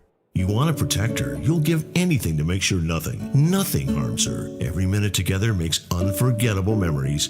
Except that time you parked her under that tree and Oh, come on, man. Really? Sorry, we'll never speak of it again. But remember who came to her rescue? Recon Auto Detailing. Arizona's premier auto detailing company comes directly to you. We'll make your masterpiece shine like it should, and with a monthly maintenance package, we'll keep it that way. Recon Auto Detailing. Online at recondetail.com. Southern Arizona Radiology Associates have been dedicated to providing superior images and quality care for the last 35 years. They're the one you trust when you need an X-ray, CT scan, ultrasound, mammogram, or MRI. They have locations in Tucson, Green Valley, and Sierra Vista. Ask your doctor to refer you to Southern Arizona Radiology Associates today. That's Southern Arizona Radiology Associates. Visit their website at sararadiology.com or call 520-335-6849 for more information. Cantina nachos, strawberry watermelon margaritas, a few zombie kills, and all your favorite sports teams live? When your day calls for some winning, it's time for Dave & Buster's, where you can eat, drink, play, and watch all the sports you want. They've got massive HD TVs, hundreds of the hottest new games, a chef-crafted menu, and an incredible list of beers, wines, and cocktails. So remember, if your day calls for a little victory, a little triumph, a little win, it's probably calling for Dave & Buster's. Does it feel like the price of everything is going up, up, up? We can't control the price of gas or groceries, but at Royal Kia, we never add market adjustments, even while other dealers add fees because inventory is limited. At Royal Kia, you can rest assured you won't pay market adjustments, and we stand by our transparent online pricing. Royal Kia, the dealership that's different. OAC plus tax, title, license, dealer installed options, and $529 doc fee. Royal Kia, Speedway in Columbus or royalkia.com. Coach Tommy Lloyd here. Right Way Heating, Cooling, and Plumbing is the ultimate team when it comes to your home's comfort. Thinking about replacing your heating and air system? It's February at Right Way. These are some of the slowest months of the year. We have equipment in stock and our crews are available. And to spark business, we're including an 80% furnace absolutely free with the purchase of an air conditioning system. And if that's not enough, we'll include a Wi-Fi thermostat, 10-year parts and labor warranty, plus we have zero interest financing available. Call or text 520-200-2422 or visit rightwayac.com. Frog and Firkin, a standout among the bars and restaurants in the University area. Frog and Firkin does what very few pubs can, combine a festive atmosphere and great beer with a menu that could stand on its own in any restaurant setting. A sports enthusiast dream with over 30 TVs, 30 beers on tap, and over 100 import and domestic bottles. Daily drink and food specials, and the kitchen is serving until 10. A standout in the University area. Frog and Firkin. Eat local, support local. frogandfirkin.com. This is the Meridian Wealth Management Countdown to Tipoff Show on the home of Arizona men's basketball. Wildcats Radio 1290. Who is today's Pest of the Game? The Pest of the Game is brought to you by University Termite and Pest Control. Check them out at bepestfree.com. Arizona State coming up at McHale Center. Tip-off at 7:30 tonight. This is a nationally televised game for the Arizona Wildcats and the Sun Devils. Matt Muehlbach, who you just heard from there, will be on the call as the analyst for tonight's game. I know Matt's done a lot of Pac-12 games, but I forgot to ask him if this is his first national game. I don't recall him being on any of the national broadcasts in the past. Does that ring a memory to you at all, J-Dub? I mean, I hold Mr. Matt Muehlbach in such high regard that I just assume he's on all the national broadcasts. No, I don't know if I've seen him on one of these national networks before. He certainly but good has for him. the analytical skills. You know, having played the game at the highest level, you know, I think I like a person who's been there, done that, Kelvin. I mean, a guy who's all pack, right? Clearly never lost a game at McHale. I just love it when Matt Muehlbach's on any call, especially Arizona games, because, you know, you get so much bias from former players when they're broadcasting their own team's games. But I never hear that from Matt. I just think he's right down the middle and always gives great insight. I hope I helped him with that when he was first getting started with us on the radio side back in the day. All right, that guy that's going to get underneath the skin of the Arizona Wildcats tonight, J-Dub, since you talked last, I'll start with you right there. I mean, I'll be surprised if we don't all have the same person. I'm not going to overthink it. I think it's got to be Frankie. I overthink everything. It's Frankie, because Frankie Collins is fourth nationally in steals per game. Fourth nationally in steals per game. He's had 7 games this year, guys, with 5 or more steals in a game. So look no further. That's what Hurley does. That's what ASU does. You got to take, obviously this will be in keys later, but got to hold on to that rock and make sure that Frankie Collins doesn't pick your pocket, because that's what he's trying to do every time down the court. All right. Frankie Collins is that pest for J.W. Madden. Kelvin, who is your pest of the game? J-Dub knows that that's the guy I probably would have went with as well. But I'm going to go with Jemiah Neal. Jemiah Neal. Okay. I'm going to go with Jemiah Neal. I just think that he brings different intangibles, and just the way that he plays hard is a skill. And, I just think he's a guy that could, cause some matchup problems. All right. You know me, I like to overthink it, like J-Dub said, so I'm going to overthink it here. I'm going to go with the young big then, Sean Phillips Jr., who has started to get a lot more playing time of late. Are you picking him just because he's from Ohio? Maybe. Okay. Sean Phillips, well, no, that's Dayton, Ohio. I don't Dayton know. doesn't count as Ohio? I don't even know Okay. if that really counts as Ohio. We're very secular. I get that. In our Ohio. I get that. There's Northern Ohio, there's Southern Ohio. We don't like each other. It's like the Hatfields and the McCoys, that kind of thing. But no, I could have chosen the guy from Cleveland, Alonzo Gaffney, but I didn't do that. No, you did not. I did not pick Alonzo Gaffney, who is from Cleveland, Ohio. I'll have to see what high school he played at. Brewster Academy does not sound familiar to me, so that might be something outside of the city of Cleveland. But Sean Phillips Jr. could be, if they're going to win this game tonight, I think they're going to have a strong performance from him, not only offensively, but defensively. He's 7 foot tall. He's the best option that they have to try to slow down Umar Ballo in this ball game. He's just a sophomore. He really was not expected to have to play much this year, but again, we talked about it earlier. They lost some guys that were on that team last year that are no longer here. I believe one of the guys that they lost was the big man, last year's big man, Warren Washington. I believe he was one of the grad transfers or fifth-year transfers that left. They were anticipating that he would be back this year, and he did not. So now they've had to play Sean Phillips a little bit earlier, I think, than they really hoped to play him. So, but I think if he gets in there and creates some havoc defensively against Ballo and maybe can give them, let's see, he averages 6 points. If he can give you maybe double figures scoring, you might have a chance to pull off the upset here tonight. But that's going to be a long shot. If he could just stay out of foul trouble, that would help their team, because they have no size. So if he could stay out of foul trouble, that'll help them. But I honestly believe that they're at their best when they're at their disadvantage, when they don't have the 7-footer in the game. So we'll see. All right. Well, those are the guys that we think will get underneath the Wildcats' skin tonight. Frankie Collins, Jemiah Neal, and Sean Phillips Jr. That's today's Pest of the Game. The Pest of the Game is brought to you by University Termite and Pest Control. Visit BePestFree.com.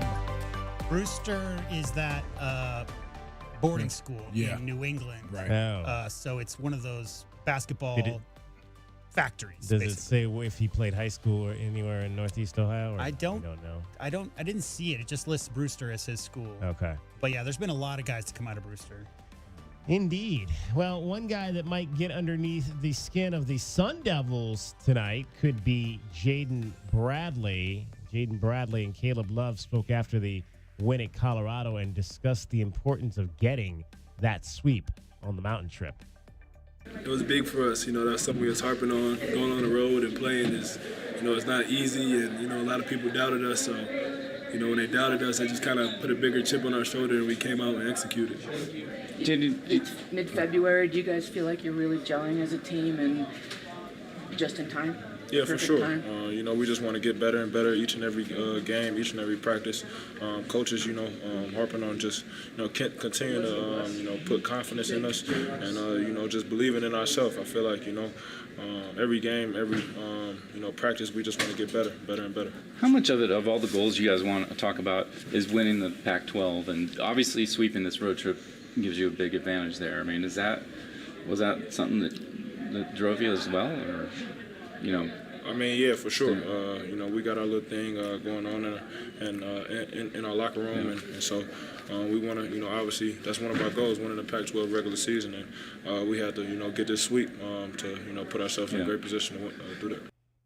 And again, at the top of the show, we mentioned the fine play of recent for sophomore starting point guard Kylan Boswell, who has at the last 3 road games averaged 15 points and 4 assists. Tommy Lloyd this week saying that when Ballo is aggressive, good things are going to happen for himself and this team. When Kylan is more aggressive and more decisive, he's had more success. But that's part of growing and learning. Hey, listen, Kylan's getting better week by week, and you might not always see it, statistically or in his performance, but somebody had told me, I think somebody was doing our SIG job and told me that 30 points over a weekend was his highest 2-game total of his Arizona career. So, it's pretty good. He's getting better, and I love where he's at, and I like the conversations we're having, and I think, in one of those games, I can't remember which game it was, but, he and JB combined for 25 points and 7-8 assists and 1 turnover. That's great production from, your point guard spot. So we're lucky at Arizona to have really good players. 18 years old, Kylan Boswell, one of the youngest sophomores in the country, 5th in the Pac-12 right now in assists with 91, 9th in the conference in steals is Kylan Boswell. He'll look to try to continue that at home. And talking about just aggressive play at the offensive end, Tommy also was asked this week if he thought that his team is an aggressive defensive team, if he would categorize his team as an aggressive defensive team. We're going to play solid, sound defense, but we're not afraid to pressure the ball. We're not afraid to be handsy. We're not afraid to break on a pass. We better be playing aggressive defense, or I probably won't be very happy. Yep, there it is.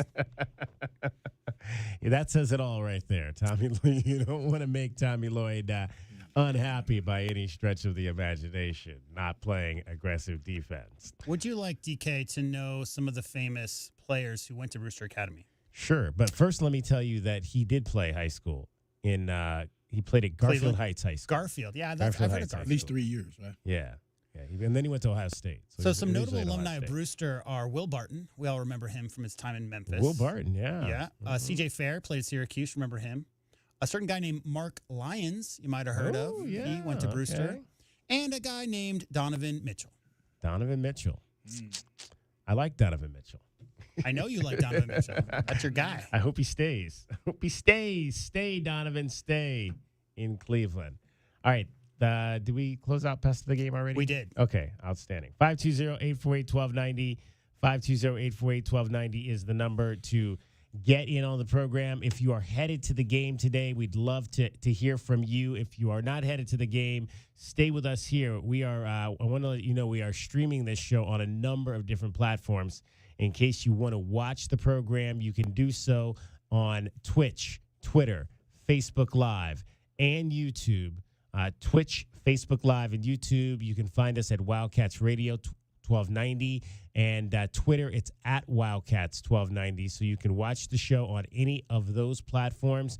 If you don't want to watch it, you just want to listen to it, head on over to our website, wildcatsradio1290.com. But we are also streaming the show on a number of different apps as well. The iHeart app, you can find us. TuneIn app, you can find us. You can also find us on our app. In fact, download our app. In fact, text app, APP, to 520-848-1290, and I will send you a link where you can download our app and take it wherever you want to go. We've got a game preview up right now on our website, wildcatsradio1290.com, with all the sound from this week as well from head coach Tommy Lloyd. You heard Umar Ballo earlier today. That whole press conference is up there. You can access all of that from our app. You can also communicate with us and this show through our app. You can send us a text message through the app. You can send us an audio message through the app. You can send us a video message through the app. If you want to record you and your friends talking Wildcats basketball and send it to it, you can record that video on your phone and just upload it directly to our app. Our app slaps better than anybody's app here in Southern Arizona, so be sure you get the 1290 app so you can take it with you wherever you go. right, guys, I want to we sometimes talk about the starting five. It's 5 notes that are in the U of A media notes, and usually some pretty good stuff here. But I wanted to just talk about number 1 here, because head coach Tommy Lloyd in beating his team beating the Colorado Buffaloes last Saturday, that was his 80th win. Tommy is now 80-16 in 3 seasons at the University of Arizona, and that ties him with Everett Case of North Carolina State and Bill Guthridge of North Carolina for most wins in the first 3 seasons of a head coach at a major conference school. So congratulations to Tommy Lloyd. I don't know Everett Case. Is that was he recently, or is that a long time ago? That was a long time ago. Okay, yeah. But Coach Gutt, I mean, that was Dean Smith's right-hand man for like 30 years. And when he took over that team, he took over a team with a lot of NBA talent on it. So I didn't think that record would ever fall, just because, North Carolina was at the height, was still the team that we know of, the program we know of when Coach Gutt took over and Dean Smith retired. So, yeah, congrats. I mean, Tommy Lloyd has pieced it together from more or less, the NBA Academy, right? And he didn't have a full recruiting cycle, that whole thing. So to have that, I mean, you have to either inherit a program that's so healthy, right? I mean, to get wins like that at high D1 level. So, yeah, super impressive. Everett Case was known as the Old Gray Fox, coached at North Carolina State from 1946 to 1964. His first 3 seasons, 26-5, 29-3, 25-8. Yeah, that's the forgotten team in that triangle, because everybody thinks of Duke, North Carolina. But, right. NC State is right there, too. They're all like 15 miles apart from each other. And NC State, if you're a real basketball fan, go back and look into the ACC tournament of the 60s, because only one team could make it out of conferences in the NCAA tournament back in those days. And you had sometimes 3 or 4 of the top 10 teams in the country. Yeah. So those postseason tournaments, my dad was a professor of medicine at the time on the staff at Chapel Hill, the basketball staff. And those tournaments back in those days, guys, if you think about it, only one team can come from your conference and represent you in the national tournament. And you've got, 4 or 5 of the best top 10 teams in the country. It was crazy back in those days. Well, and it's that was a story that was very widely told when I was in school at Southern California about the 70s, and how there were some Trojan teams who were the second best team in the country, but they couldn't get to the tournament because there was a team across town that was winning the national championship every year. Yep, Wooden. Yeah, so pretty good schools over there. In Westwood for a number of years, blocked the opportunity, and we could almost say that probably the best U of A team of the 70s could not get to that level. The only either. difference being they didn't have a postseason tournament in the conference, but ACC did. So it's like the bid went to the postseason winner.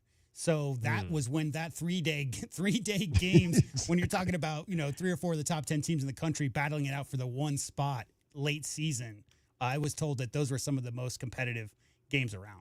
All right, I teased you earlier that we were going to hear from Umar Ballo, and I think I said we already heard from him. We actually have not heard from Umar Ballo yet, but you will hear from Umar Ballo coming up next in our Spotlight on a Cat. It is the Meridian Wealth Management Countdown to Tip-Off Show, getting you set for Arizona versus Arizona State, the first of the 2 Territorial Cup Series matchups here in Tucson tonight. They will flip it down to Tempe coming up later this month on February the 28th. That is going to be a Wednesday night game.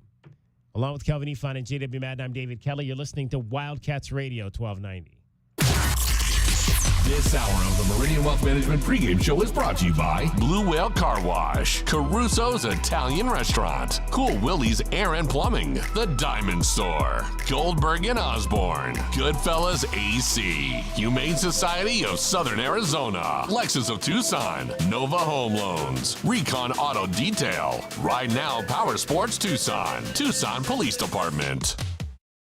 Here's an important message from University Termite and Pest Control. The weather is cooler here, and so pests are seeking alternative housing. Do you need a professional? University Termite and Pest Control has been serving Tucson since 1974. You can be assured University Termite and Pest Control will keep you pest-free using the most responsible products and application methods. 28 school districts, 3 hospitals, 2 colleges, 1 university, and thousands of homeowners trust University Termite and Pest Control for the past 50 years. You can too. University Termite and Pest Control. Find us online at bepestfree.com. What up, Tucson? This is Joseph Blair, former Wildcat and assistant coach of the Washington Wizards. When I came to play basketball at the U of A in the 90s, the Tucson community became and has always remained a special part of my life. And this is why I proudly joined the Meridian Wealth Management Tucson Advisory Business Council. If you have financial questions or concerns, please be sure and call my friends Natalie or Ruben Fernandez at 719-1433 or visit online at Meridian Wealth LLC. And as always, bear down, Tucson. Advisory services provided by Meridian Wealth Management, a registered investment advisor. Old Pueblo Harley-Davidson wants your bike. Call us or visit our website to schedule an appointment or stop by today to receive an inspection and an offer. Whether you're looking to trade in and trade up or just looking for some extra money, we're prepared to make you a tempting offer. Don't deal with the hassle of selling it to a stranger. We're here to make the process quick and easy. Only at Pueblo Harley-Davidson or online at PuebloHarley.com. Again, stop into Old Pueblo Harley-Davidson or online at OldPuebloHarley.com. Some restrictions may apply. See dealer for details. True Wildcat fans know that when you're looking for the best place to watch all the big games on big screens, drinking cold beer and having the best food, all paths lead to Desert Diamond. Bet on your Wildcats and all your favorite teams 24/7 on our easy-to-use kiosks. Come chill on our comfy couches and build your best bet at Arizona's best bet, the Desert Diamond Sportsbook and Bar. An enterprise of the Thana Autumn Nation. Problem gambling? Call 1-800-GAMBLER. Desert Diamond Casino is licensed in Arizona. At Standard Restaurant Supply, their vision and #1 goal is to improve the lives of their customers and clients by providing a better culinary experience. Standard Restaurant Supply, if it's in a restaurant and not food, they have it. Open to the public, no membership fees, and they offer bulk store pricing without the bulk store purchase. Open Monday through Saturday at 601 South Cherry Avenue or call 885-2345. Standard Restaurant Supply is a proud sponsor of the U of A Radio Sports broadcast. Does it feel like the price of everything is going up, up, up? We can't control the price of gas or groceries, but at Royal Kia, we never add market adjustments, even while other dealers add fees because inventory is limited. At Royal Kia, you can rest assured you won't pay market adjustments, and we stand by our transparent online pricing. Royal Kia, the dealership that's different. OAC plus tax, title, license, dealer-installed options, and $529 dock fee. Royal Kia, Speedway in Columbus or royalkia.com. Coach Tommy Lloyd here. Right Way Heating, Cooling, and Plumbing is the ultimate team when it comes to your home's comfort. Thinking about replacing your heating and air system? It's February at Right Way. These are some of the slowest months of the year. We have equipment in stock and our crews are available. And to spark business, we're including an 80% furnace absolutely free with the purchase of an air conditioning system. And if that's not enough, we'll include a Wi-Fi thermostat, 10-year parts and labor warranty, plus we have 0 interest financing available. Call or text 520-200-2422 or visit rightwayac.com. Do you often worry you left the garage door open? With a LiftMaster garage door opener powered by MyQ, you'll never worry again. You can control, secure, and monitor your garage from your smartphone anytime from anywhere through the MyQ app. As an authorized LiftMaster dealer, we have smart openers designed for your needs, including belt drive motors for ultra-quiet operation, integrated camera for live video streaming, and battery backup that lets you in when the power is out. Kaiser Garage Doors and Gates is your authorized local LiftMaster dealer. Visit KaiserDoor.com for more information. The Meridian Wealth Management Countdown to Tip-Off Show continues on the home of Arizona men's basketball, Wildcats Radio 1290.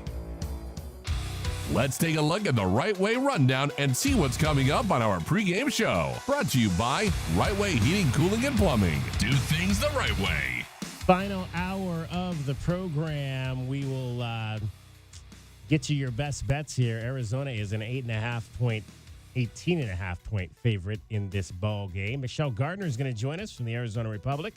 We'll talk about the Arizona State Sun Devils basketball, as well as we'll ask her about what's going on with their athletics director search.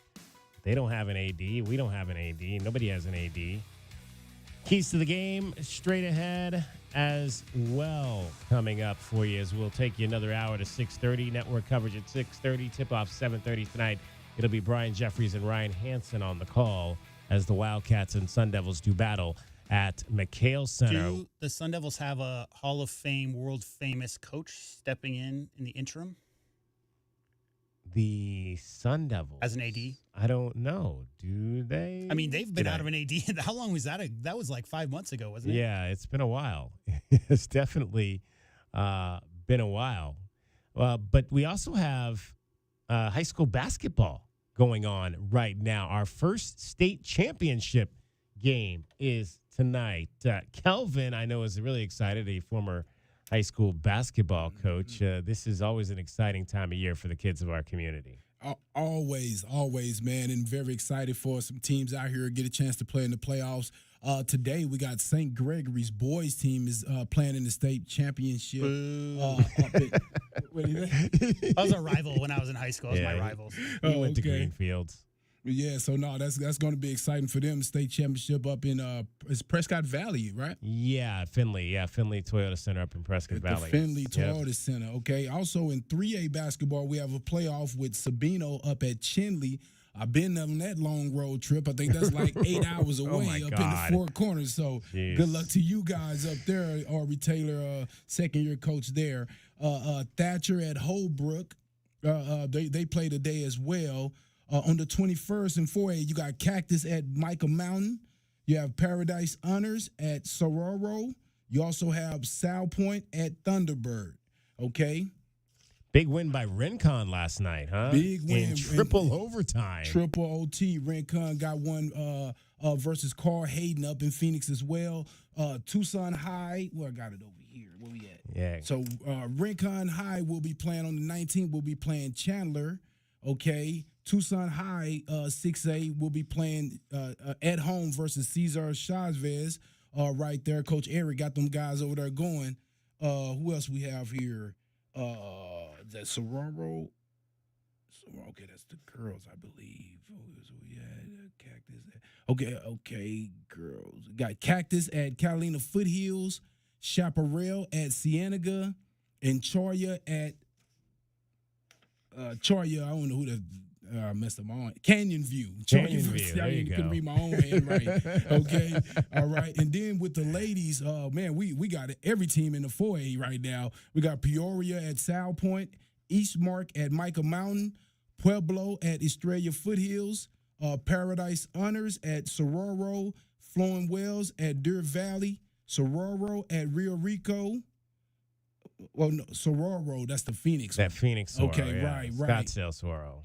Exactly. And Sayurita as well is playing. I forget who I didn't get who they was playing against up there as well. So we have a lot of teams in the playoffs this year that are playing, and hopefully we can bring home some state championships. So good luck to the Gregory School tonight playing for the state championship. That game is tipping off as we speak right now. Raisin Smith is their leading scorer, 15 points a game, grabbing 10 rebounds, shooting 55% from the field. They're 27-3 on the season, looking to bring home that gold basketball. I did see a cool article about how the 3A state quarterfinal between Valley Christian and Chanel, is that how you say that?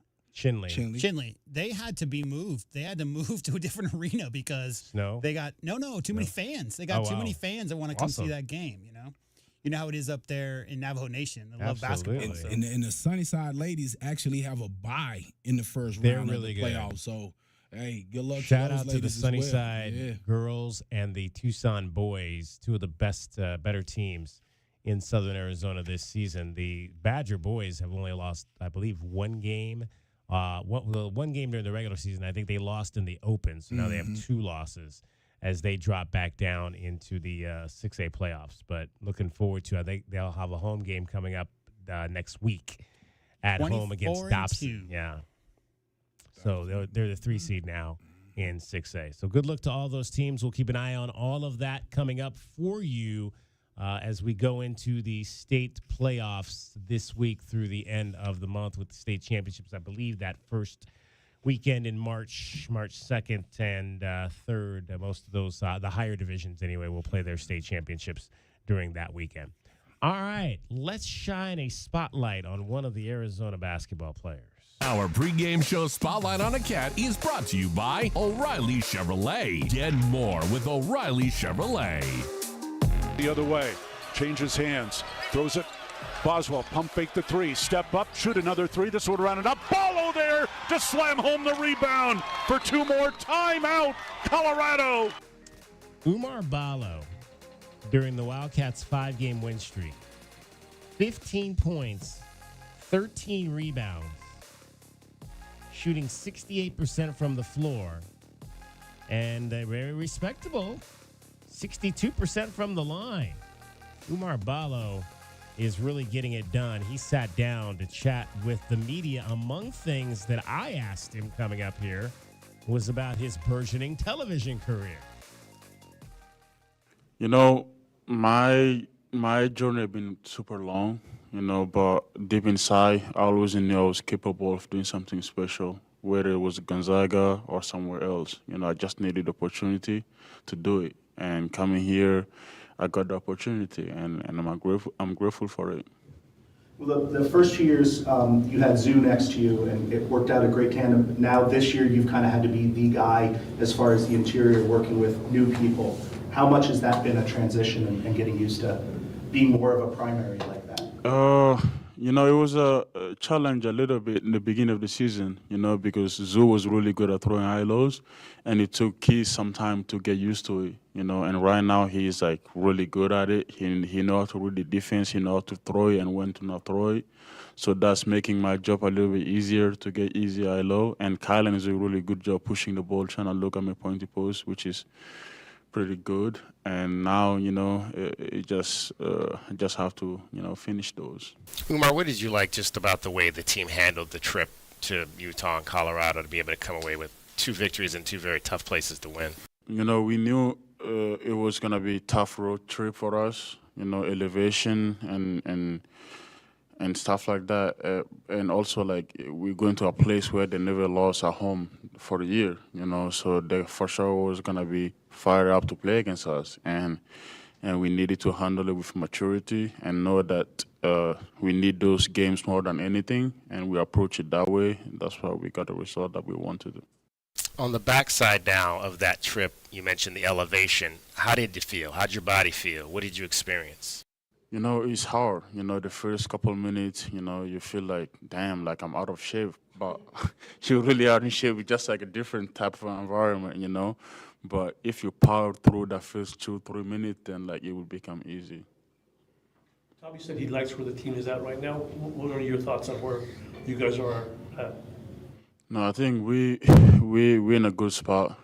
For sure, we're not taking anything for granted, but we're trending to the right direction as an individual and as a team.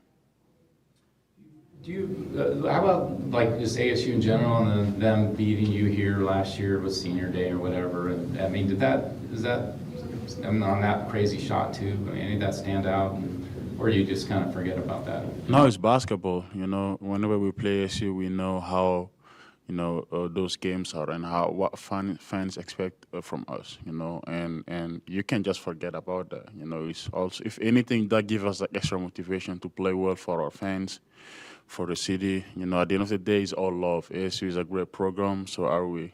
So it's just gonna be a fun game Saturday. Do you remember anything of the game? I think you had foul trouble. And I remember it pretty well. What's your what is your stay out of foul trouble? ASU on film, why are they so effective at getting steals? They are very handsy. They gamble, they go for steals, and they are very aggressive. And for us to play well, our best, we just need to play with fundamentals and play easy, make games simple. I've noticed from you, and I think also from Keshad lately, a lot of the tap out kind of rebounds. Is that something you practice as far as knowing that there's going to be somebody deep on that? Yeah, when you go into offensive glass, sometimes you cannot go with both hands because you're boxing the guy out or you're trying to make a move.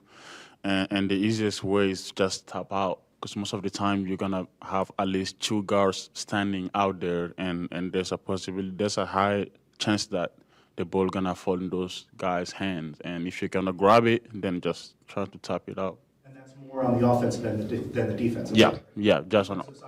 Yeah, you have to grab the ball on the defensive side. Umar, obviously we're in a much different era now with NIL, and I would think you might have the most prominent role of any athlete in this new era with the commercials that you're doing. How did that whole thing come together, and what's been fun about being a part of that the situation with the heating and cooling company? We are just grateful. We are grateful for the NCAA to make this possible for our generation, and it's been a blessing to us and for everyone who's been part of it. And I'm nothing but grateful for the opportunity. Did you think you could act? I mean, was that something you ever imagined that? No, coming here, I never really imagined anything like that, but it's crazy because things changes every day, and for them to allowing us to do stuff like that is amazing. How would you grade yourself as an actor? No, not that high, because those jobs are hard, honestly. Acting is really super hard, but it's fun. It's fun. How many takes does it take you to get the lines right? Yes, it does. Especially when you have to pronounce everything the right way and accents, and it's kind of a little bit. It's a lot of work than people might think. It takes longer. Umar, you guys have embodied the spirit of this program. You've talked about it all season long. Going into rivalry week like this, how much do you kind of embody the spirit of the fans and know that they're going to be maybe giving you a little more juice on Saturday night? Whenever we play home, I don't take those games for granted, because we don't have many of them a year. And for us to come out play ASU Saturday, I know our fans are ready. They wish we could play today, So for us, we just, gotta come out and put on a show for them because they deserve every single bit of it, and we need to be our best on Saturday because we know for sure they're gonna be at their best. Is there a particular message about the significance of the rivalry that you or some of the other veterans have given some of the other players in the team that haven't played in this game before? I think like growing up, we all had, rivalry games, whether it's a school or like countries, and for games like that, it's fun, first of all. And secondly, it's even sweeter to win games like that, So I think our guys are locked in and we'll be waiting for that game because it's going to be a fun night on Saturday. Umar, how much, or if anything, of the way you played lately has to do with just the time of year? It's getting to be stretch run, you want to finish on a roll, that kind of stuff. Is that added anything to what you're talking about aggression-wise? I mean, I believe you all asked me this question, and he answered that. He said it's time. So I guess it's time, to be aggressive. Yeah, and I didn't know in your case too if you consider that, you're a senior, but there's always that COVID year. Do you look at this like this is it, or do you know even what you? Bruce, I don't know. I'm just trying to play a game every day, come out, have fun with my teammate. My future, I have no idea what's gonna happen, because this is the year I'm in. So I gotta focus on this year and enjoy the time with my teammates. And That's today's Spotlight on a Cat has been brought to you by O'Reilly Chevrolet. Get more with O'Reilly Chevrolet. Bruce. We love Bruce. Umar Ballo, number one in program history right now in career field goal percentage. Who's two? I'm going to guess. One of Kelvin's teammates. Well, I was going to say Joseph Blair. Brian Williams is pretty up there. I know the guys who play with Sean and Steve, like after Ballo and Blair, there's a lot of Williams. Yeah, I know Brian Williams' field goal percentage was up close to 60. I remember that. Pete Williams, Brian Williams, Derek Williams are 3, 4, 5. Yeah, and JB got to play with Khalid and Damon. Yeah. So that's a good reason why he's number 2, right? Yes, sir. He played like what, 2-3 seasons with that Al guy? Fleming is number 1 or number 6. Jordan Hill 7. Anthony Cook and Michael Wright 8. Channing Anthony Frye Cook's. and the Sean guy was. Rook. Anthony Cook's the guy I was thinking of. Yeah. With Sean and Steve. In terms of number of field goals, Al Fleming on this list anyway. Al Fleming has 688. Umar 405. The lowest number of field goals made on this list is Pete Williams with 296. He played 2 seasons, is that right? That Yes. sounds about right. Yeah, JUCO out of California, San Diego area. Kelvin, you made an interesting point there. We'll get to real quick. We'd heard the term handsy used several times. We heard Tommy say it earlier, and then we heard Umar say it there. Yeah, man. And what I was saying was, man, I love when I hear players speaking the same language as their coach.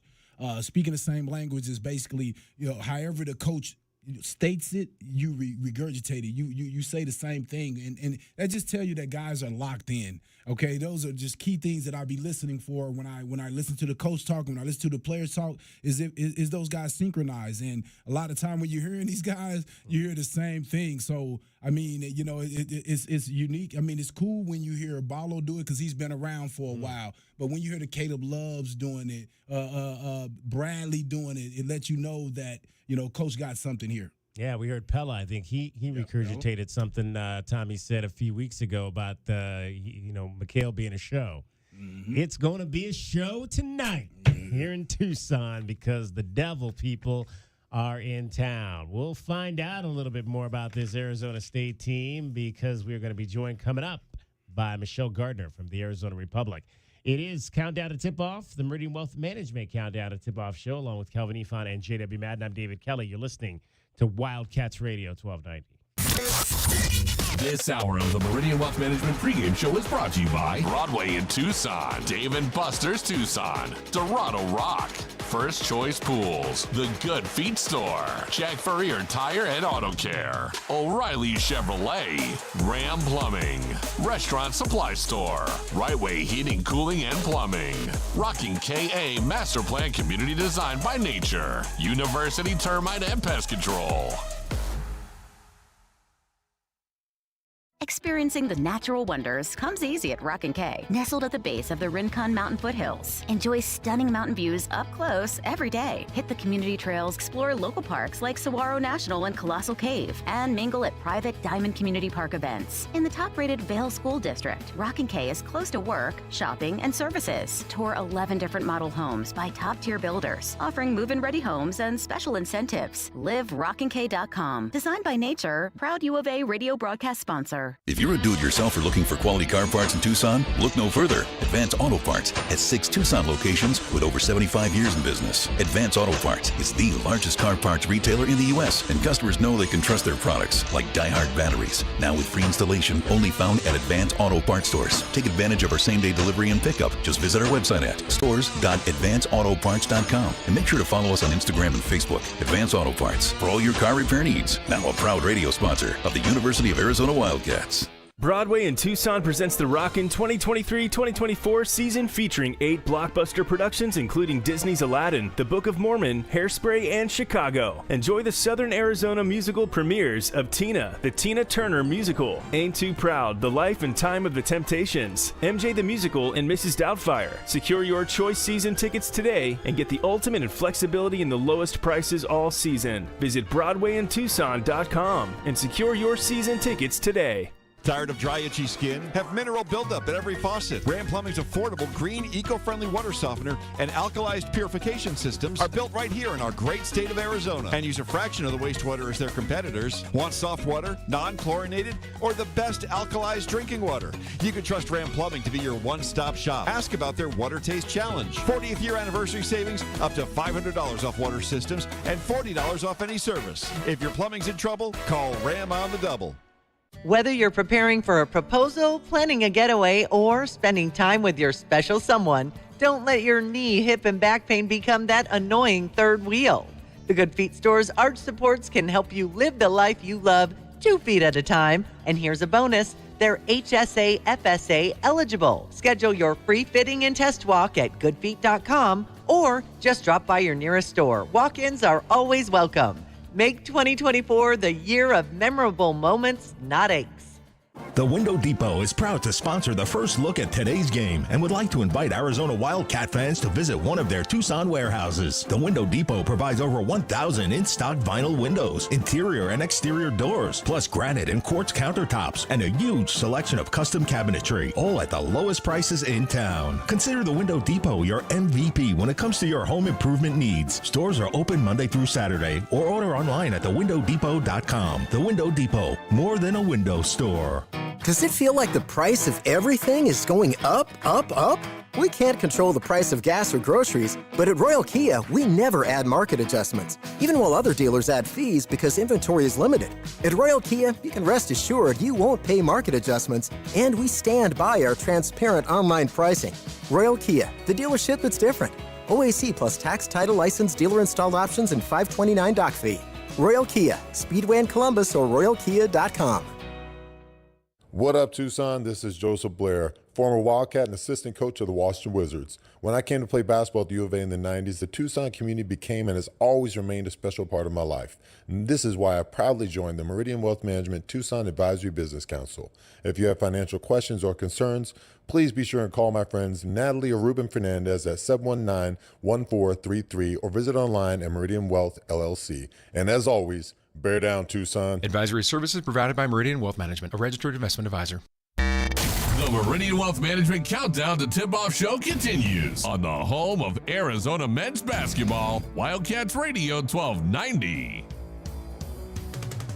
Our 1290 scouting report is brought to you by Ram Plumbing. When your plumbing is in trouble, call Ram on the double. Let's take a closer look at today's opponent, the rivals from the north, the Arizona State Sun Devils. We are joined by Michelle Gardner. She writes the ASU beat for the Arizona Republic newspaper up in Phoenix. And interesting season so far, Michelle, for these Arizona State Sun Devils. Things got off to a really good start in the Pac-12. The Sun Devils started 5-2, and they were right there with Oregon and Arizona, but then they hit a tough stretch. But the last two have been positive, with the win over Utah last weekend and then the win over Oregon State, I should say, up in Tempe the other night. So I would imagine the Sun Devils are feeling good coming down here this evening. I don't know about good. I'd say better. We've kind of been joking here saying they wish they could play Utah 20 times because they just have Utah's number, and their best, arguably their best two games this season have been against Utah for whatever reason. Frankie Collins said it's just a matchup they like, and it's been good for them, but it's a roller coaster. Get on and brace yourself for the ride. That's basically what this season has been, ups and downs, and we'll see. A lot of transfers, and we've seen this with a lot of rosters, but it's kind of been a common thing and common thread for a lot of Bobby Hurley's teams over the course of the last 5 seasons or so. How have all these guys, from Sean Phillips Jr., who's starting to see a lot more time, to Jose Perez, who's been a primary player, how have all these guys kind of gelled together? Well, they kind of haven't. That's kind of been the problem. And I think it's just been rotating chemistry because, they were without Adam Miller for the first portion of the season. Perez came in very late, like right before school started, he came in. So he kind of was added to the mix. Then 2 guys got hurt. They're probably done and not coming back. So then they were planning to go without Miller, and then they get Miller. So it's just kind of been a rotating personnel type of thing. And that's kind of been an issue. And there have been times that they looked really good. And I would go back to when they were 4-0 in Pac-12 play and had those great back-to-back home wins over Utah and Colorado. And then after that, it fell apart. And Bobby said, after that, we kind of reverted back to the way we were playing before Christmas, when there was no communication, no chemistry, no camaraderie, and it was missing. So it took a while to develop. Then they had it, then they didn't, and maybe now they seem like they're getting it back a little. But, and Sean Phillips, I think, is a phenomenal potential guy, but he's raw. He didn't play at all hardly last year at LSU, and he's a 7-footer with a 7'6" wingspan. But then he gets hurt. He misses 8 games with a foot injury, so he was out of the mix. So I just think they just haven't had a chance to really gel and all get on the same page. What's allowed Phillips to kind of get into the lineup of the last couple of games? Well, they need some size. You know, Bobby was going with a 4-guard lineup, 4 guards and Alonzo Gaffney. And then he shifted it a little bit. He took Perez out at one point as a starter just for one game. It's kind of a semi-disciplinary thing. And then Jose was back in the lineup the next game, and then Miller wasn't playing well, so he came off the bench the next game. So literally, I think it's the last 4 games, Bobby's used 4 different starting lineups. And I think part of it was size-wise, depending who they're matching up with. He'd rather have the 7-footer Phillips and Gaffney at 6'9" in there rather than the 4 guards. So I don't know who's going to start tonight. We'll see. I think he'll go with the 2 taller players, given Arizona has some size and can rebound, and they haven't rebounded. I think he'll go with the 2 taller players today. That's my guess. Michelle Gardner is our guest. It is your opponent scouting report brought to you by Ram Plumbing. When your plumbing is in trouble, call Ram on the double. Frankie Collins, you mentioned that 4-0 start. He was kind of the guy that got hot during that stretch of games. But he's also a really good defensive player at that end of the floor, maybe one of the better ones in the country. Is this kind of been a special guy for Bobby to have on his roster that can really do it at both ends of the floor? Absolutely. And I look how far Frankie has developed in the last year. He has made phenomenal progress. I think his biggest improvement has been in his shooting. I think he really worked on that. That's the feedback he got from scouts, as they wanted him to work on his shot, and he did that. He's always been a really good defender. When you look at this now, he needs 3 steals, and he will tie the school single-season record for steals in a season. And that record is 76 steals by Fat Lever, but it's a record that has stood for 40 years. So, you know, that's a record. He's going to obliterate it. When you look at how many games they still have left, he's going to obliterate it. And last time I looked, he had 25 more steals than the next best player in the Pac-12.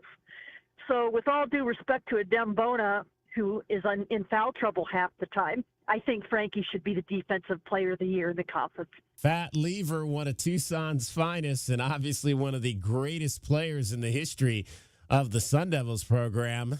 You know, this is an interesting team. They've been very good in close games. And I remember early in the year, you know, they would get down in some games and they would rally back to win. Why has this been a team that has kind of been able to show that propensity to come back in the second half and finish out games where maybe they don't start as well?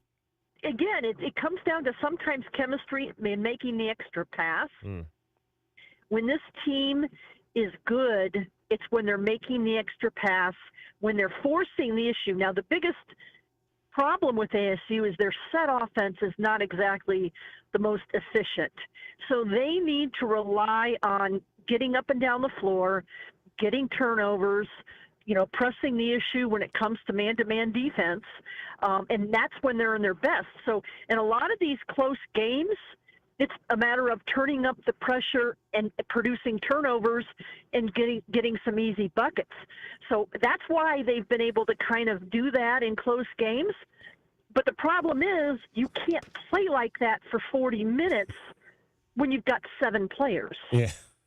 So they don't really have the depth to play that all-out intense man-to-man defense for 40 minutes because, number one, it takes energy, and number 2, you can get in foul trouble. And like I said, they've basically relied on maybe 7.5 players this year. They just don't have a lot of depth. You mentioned the steals. The word we heard down here this week was handsy. Is that a good assessment of how this team plays defense? Yeah, I can't disagree. But like I said, I think Frankie is just a tenacious defender. And I mean, nowadays everybody wants to score, and you don't really find a guy that wants to, like, go out and defend. And I actually did a story. I talked to Fat Lever a couple weeks ago, and I did a story as Frankie was approaching the record, and I talked to Fat Lever a little bit. He was just a delightful gentleman. So, that was just kind of an interesting thing to see his take on it and ask him about his record. Did you ever think it would fall, and have you given it a second thought type of thing?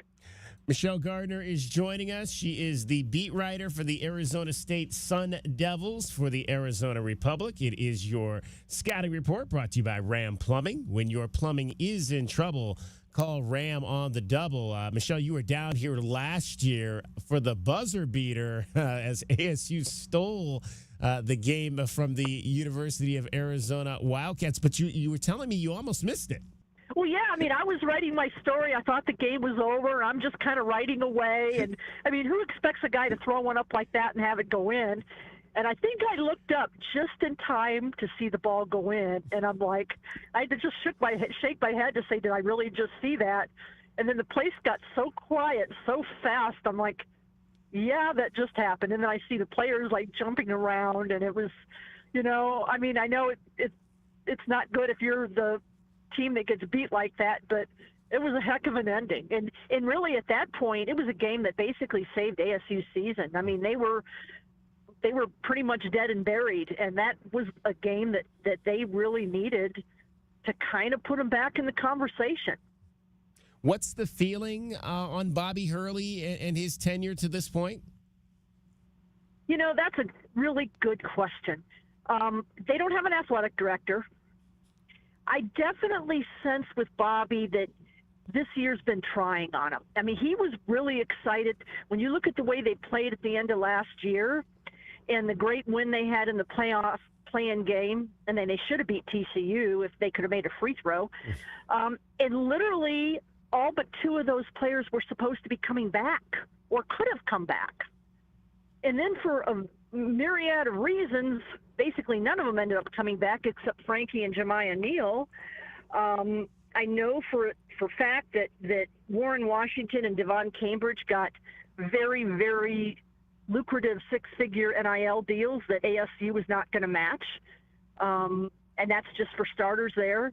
DJ Horn got a pretty good NIL deal at North Carolina State, and he's playing there, and he's playing at home. He's from Raleigh, so he kind of wanted to go home and play there. So, Bobby looked around, and he thought all those guys were coming back, and then for all those reasons, now he's got nobody back, so you've got to recruit all over again and hit the portal all over again. And this team hasn't come together like he thought, and I definitely sense that this has been a trying year for him.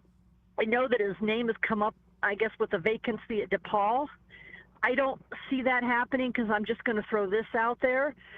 If he were to go to DePaul, and there are reasons why it does make sense for him to go there, but he doesn't want to play against his brother at least twice a year. He's been on record saying that before, that he doesn't think he could take playing against his brother regularly because they're so close. I wouldn't be surprised if he seeks out another opportunity, but as far as him being on the hot seat or being fired, I would throw this out there to all the ASU people that want him gone.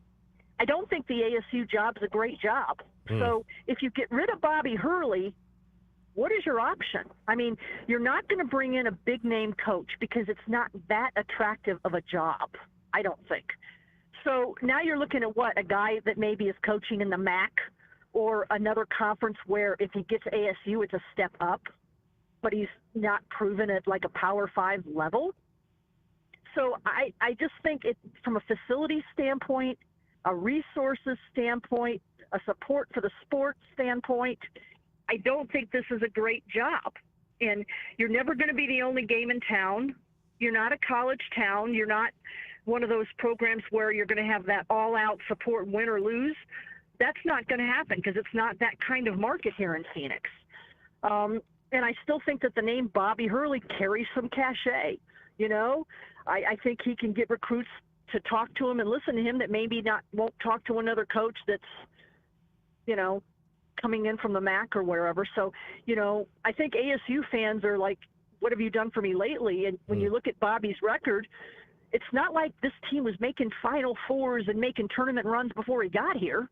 I don't think that people that want him out really think things through. Like, I think it's good I like Bobby personally. He's always been really good, and he's a great interview. Win, lose, or draw, he's a great interview. Absolutely. He's always very articulate, and he's pretty point blank. Like, when his team isn't playing well, he doesn't mince any words. He comes down on them, and he'll tell you what he thinks. So I can just hear in his voice just a little, I don't know what the word is, frustration. I don't know if that's the right word, but just maybe even disappointment that this team hasn't come together better. Michelle, you mentioned no AD up there, no AD down here. What's the latest on the Sun Devils' search for an athletics leader? I heard it may be anywhere from April to June. Wow. Yeah, and it's ridiculous, but they got to get this right.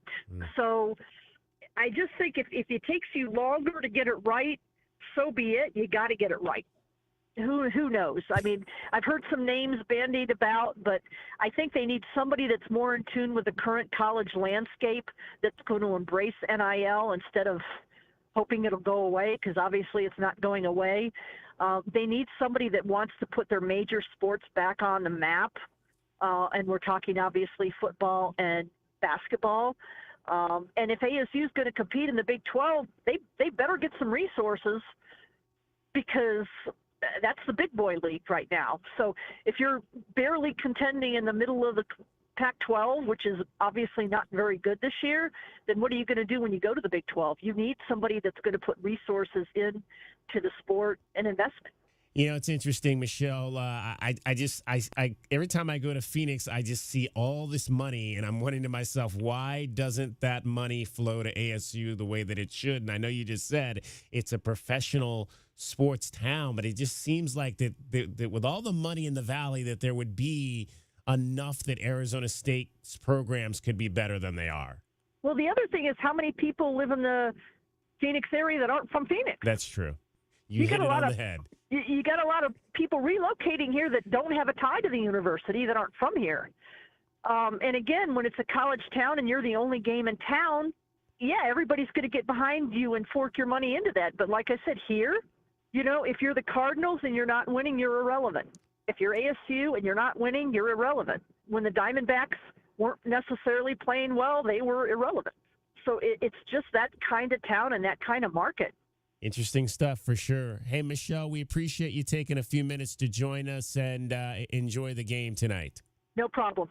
Thanks for having me. Michelle Gardner from the Arizona Republic with your scouting report for today. That's today's 1290 Scouting Report, brought to you by Ram Plumbing. When your plumbing is in trouble, call Ram on the double.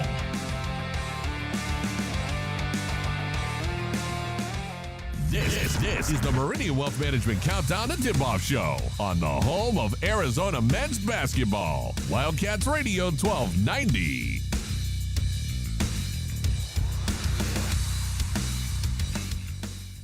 My heat and air were in a state of disrepair. Make sure your family is safe and warm during the cooler months. I'm Ron Arenas, the owner of Picture Rocks Cooling, Heating, and Plumbing. Heating is our middle name, and we can make sure your furnace is running efficiently.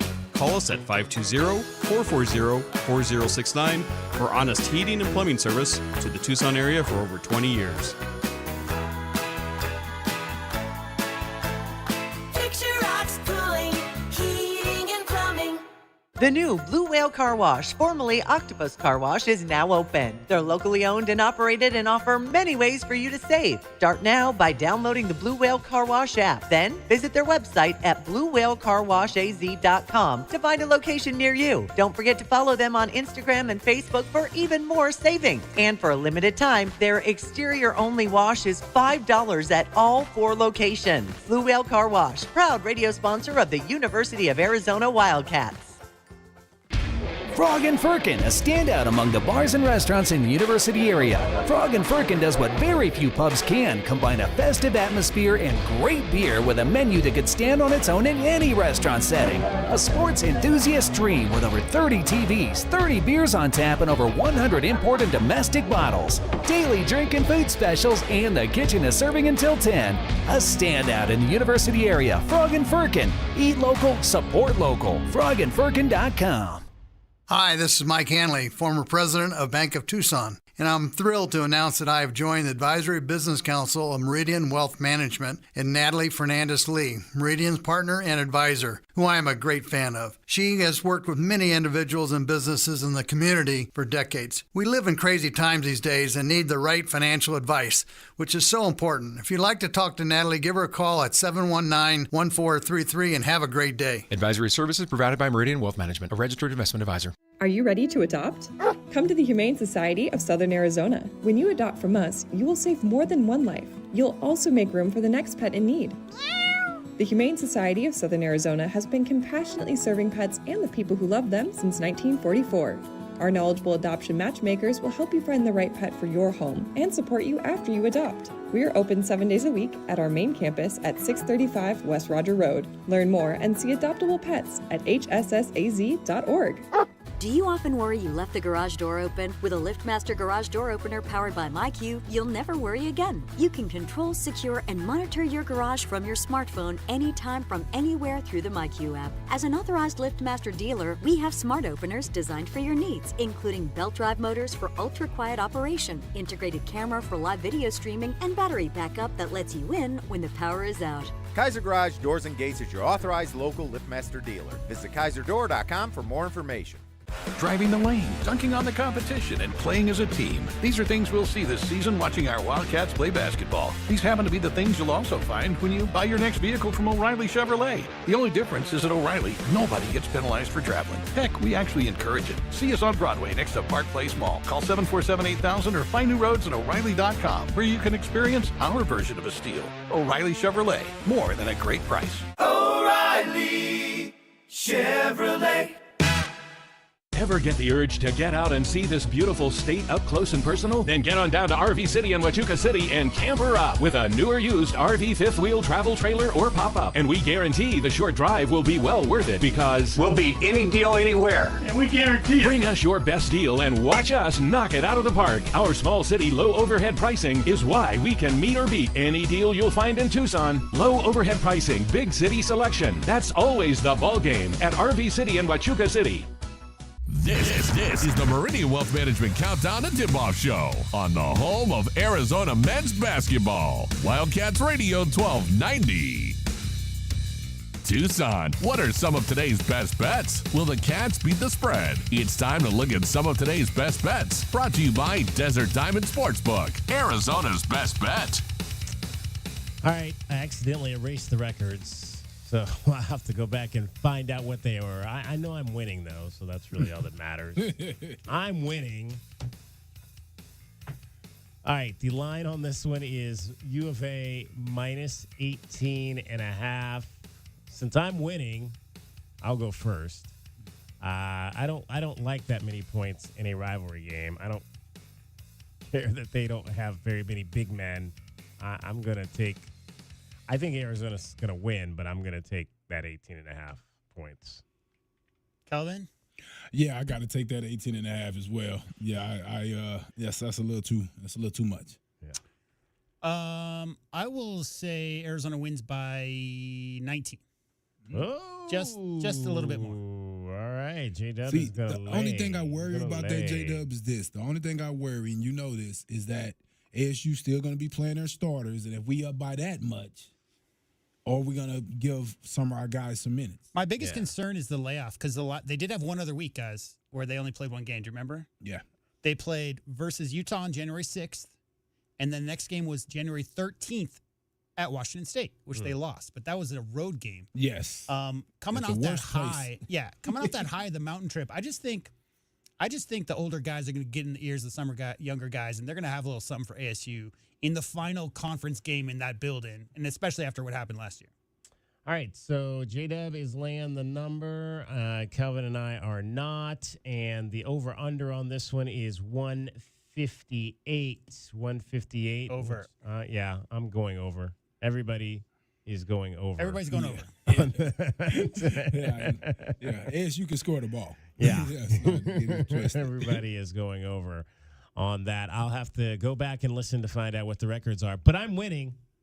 I think you had a 1-game lead on Kelvin and 2 on me, or I two thought, and a half. I thought it one on was you. It's one 2 on me you. and 1 on you. So I think it's 27. I thought Kelvin got in a second after that last, because I went 0-2 in the last round when Colorado game. I was 0 for 2. That's quite possible. Yeah.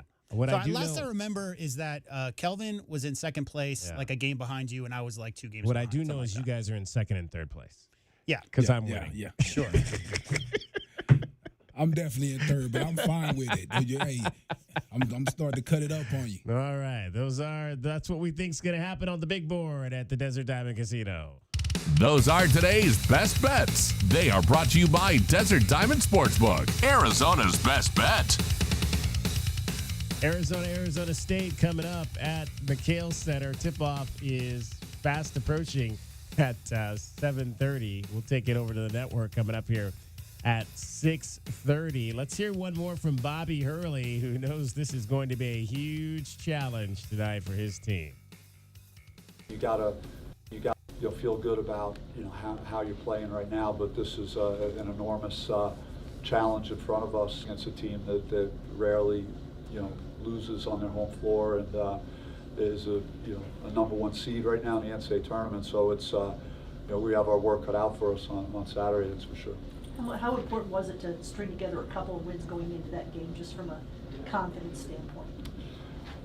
I mean, it helps. I was very nervous about tonight's game because there's a tendency to overlook your opponent, even though they beat us pretty soundly on their home court. It's just this is the Arizona game week, and guys are thinking maybe past this game. So I'm happy that we were able to deliver a good performance in the second half. We got to play better in both halves when you're playing teams like Arizona, though. You can't afford to.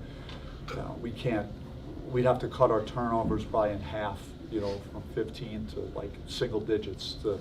We can't allow a team like that to get live ball turnovers and get out turnovers in the open court with that crowd and their talent, at the offensive end of the floor. I thought of Kelvin the second I heard him say that he was more concerned about his team looking past their opponent on Wednesday towards this game coming up on today. Real quick, what did you guys want to go back to that interview with Michelle Gardner? What did you think about her saying that the Arizona State job is not a good job? It's not. I mean, it's because of what you guys broke down after that, which is what I've talked about all the time. Tucson and Phoenix are both transplant heavy. You're talking about 70% plus residents who didn't grow up there, have no affiliation with the schools there. So if you're good, if ASU is a top 5, top 10 national program year in, year out, you're going to gather some fans who have transplanted there from Chicago and other places.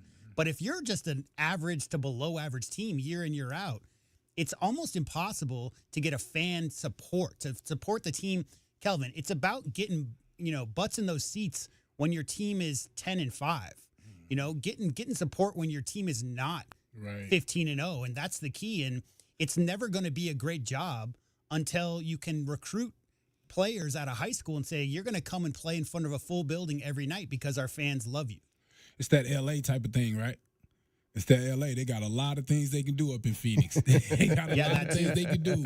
So if you're not winning, it's just going to be hard to draw them in. She said if you're not the Cardinals, you better be good, right? He said you better be good. NFL always rules. All right, let's hear from Jemai Neal real quick on the momentum of having 2 wins coming in here to Tucson. Very big because we need that confidence. Nobody wants to go into a game like that, an atmosphere like that, against your rival off 1 or 2 losses. So just getting those 2 wins and being able to go in there kind of comfortable and kind of a little more laid back is everything.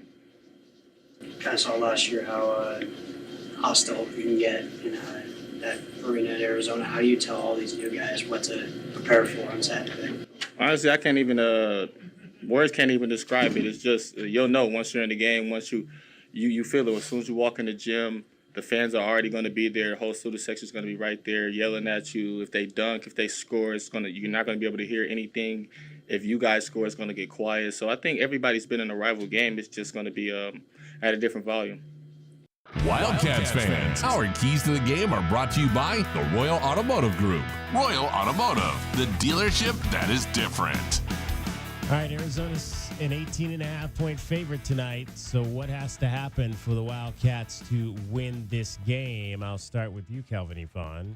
I think the law offices of Barlow, Johnson, and Crevis, right? I think those guys should have to dominate the paint. I think they have a significant size advantage, and you really have to use it. I think scoring the ball and rebounding, we really need those guys to dominate there. Jose Perez, man, I just think that him and Adam Miller, both of those guys are matchup problems. Miller is a kind of big guy, kind of got some of that running back in him, kind of remind me of Dort a little bit that they had, Lou Dort that they had a few years ago.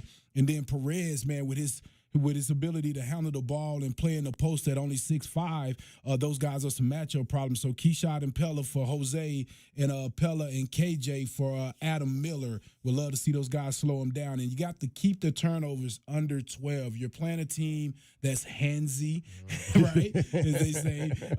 So you have to really take care of the ball, right? You have to really take care of the ball against those guys and have that guard arm up to protect that ball as you're dribbling. But bigger than anything, move the ball and get it to the right guys. Yeah, that's two of mine as well. I think you definitely have got to keep the turnovers down tonight. I think the other thing big defensively is I'll go back to Mr. Kevin Parham. No easy buckets. Hey. No easy buckets tonight for the Arizona State Sun Devils. This is a horrible free throw shooting team. So if they've got a chance to get an easy bucket, just foul them and send them to the line and make them earn their money from there. They've got really the only guy that can shoot free throws on this team is Adam Miller. So don't give anybody else anything underneath the basket uncontested. Foul if you have to make them earn those points at the line. And I think, again, what you were just saying, you got to attack the paint. I'd love to see this be a Crevis game. Give Crevis some minutes to get him in. I think this is, like you say, because of the fact that they don't really have a big, I think this might be the kind of game that he can dominate and get. We saw Jaden Bradley double figures off the bench. We saw KJ Lewis double figures off the bench. Let's get this be the Crevis double figures game off the bench. I'd like to see him be established down there low for Arizona.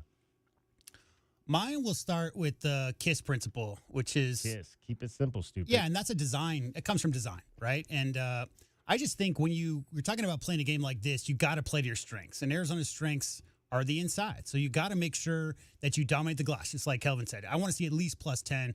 ASU is the second worst rebounding team in the conference. Arizona's the best. We all know the length that they have. And I just think you have to keep that strength right up there in the reasons why you're winning the game by a large margin. You have to play to your strengths. Number two, same thing. I always say, Balo, get the guards 2 feet in the paint because, again, this is not a big team. Play to your strengths. Get the ball inside. Dominate around the paint. Maybe 45, 50 points in the paint. And number three, I think the key we all have is you got to keep it simple. No dumb behind-the-back passes. No fancy dribbling. Doesn't matter how the ball gets there. What matters is that the ball is not stolen by one of the ASU guards who are trying to get in the passing lane. So cut down your turnovers. I would like to see 12 or less, and that's my keys to winning the game against the school up north. All right, Paul in Phoenix says, #keep Bobby, #we love mediocrity.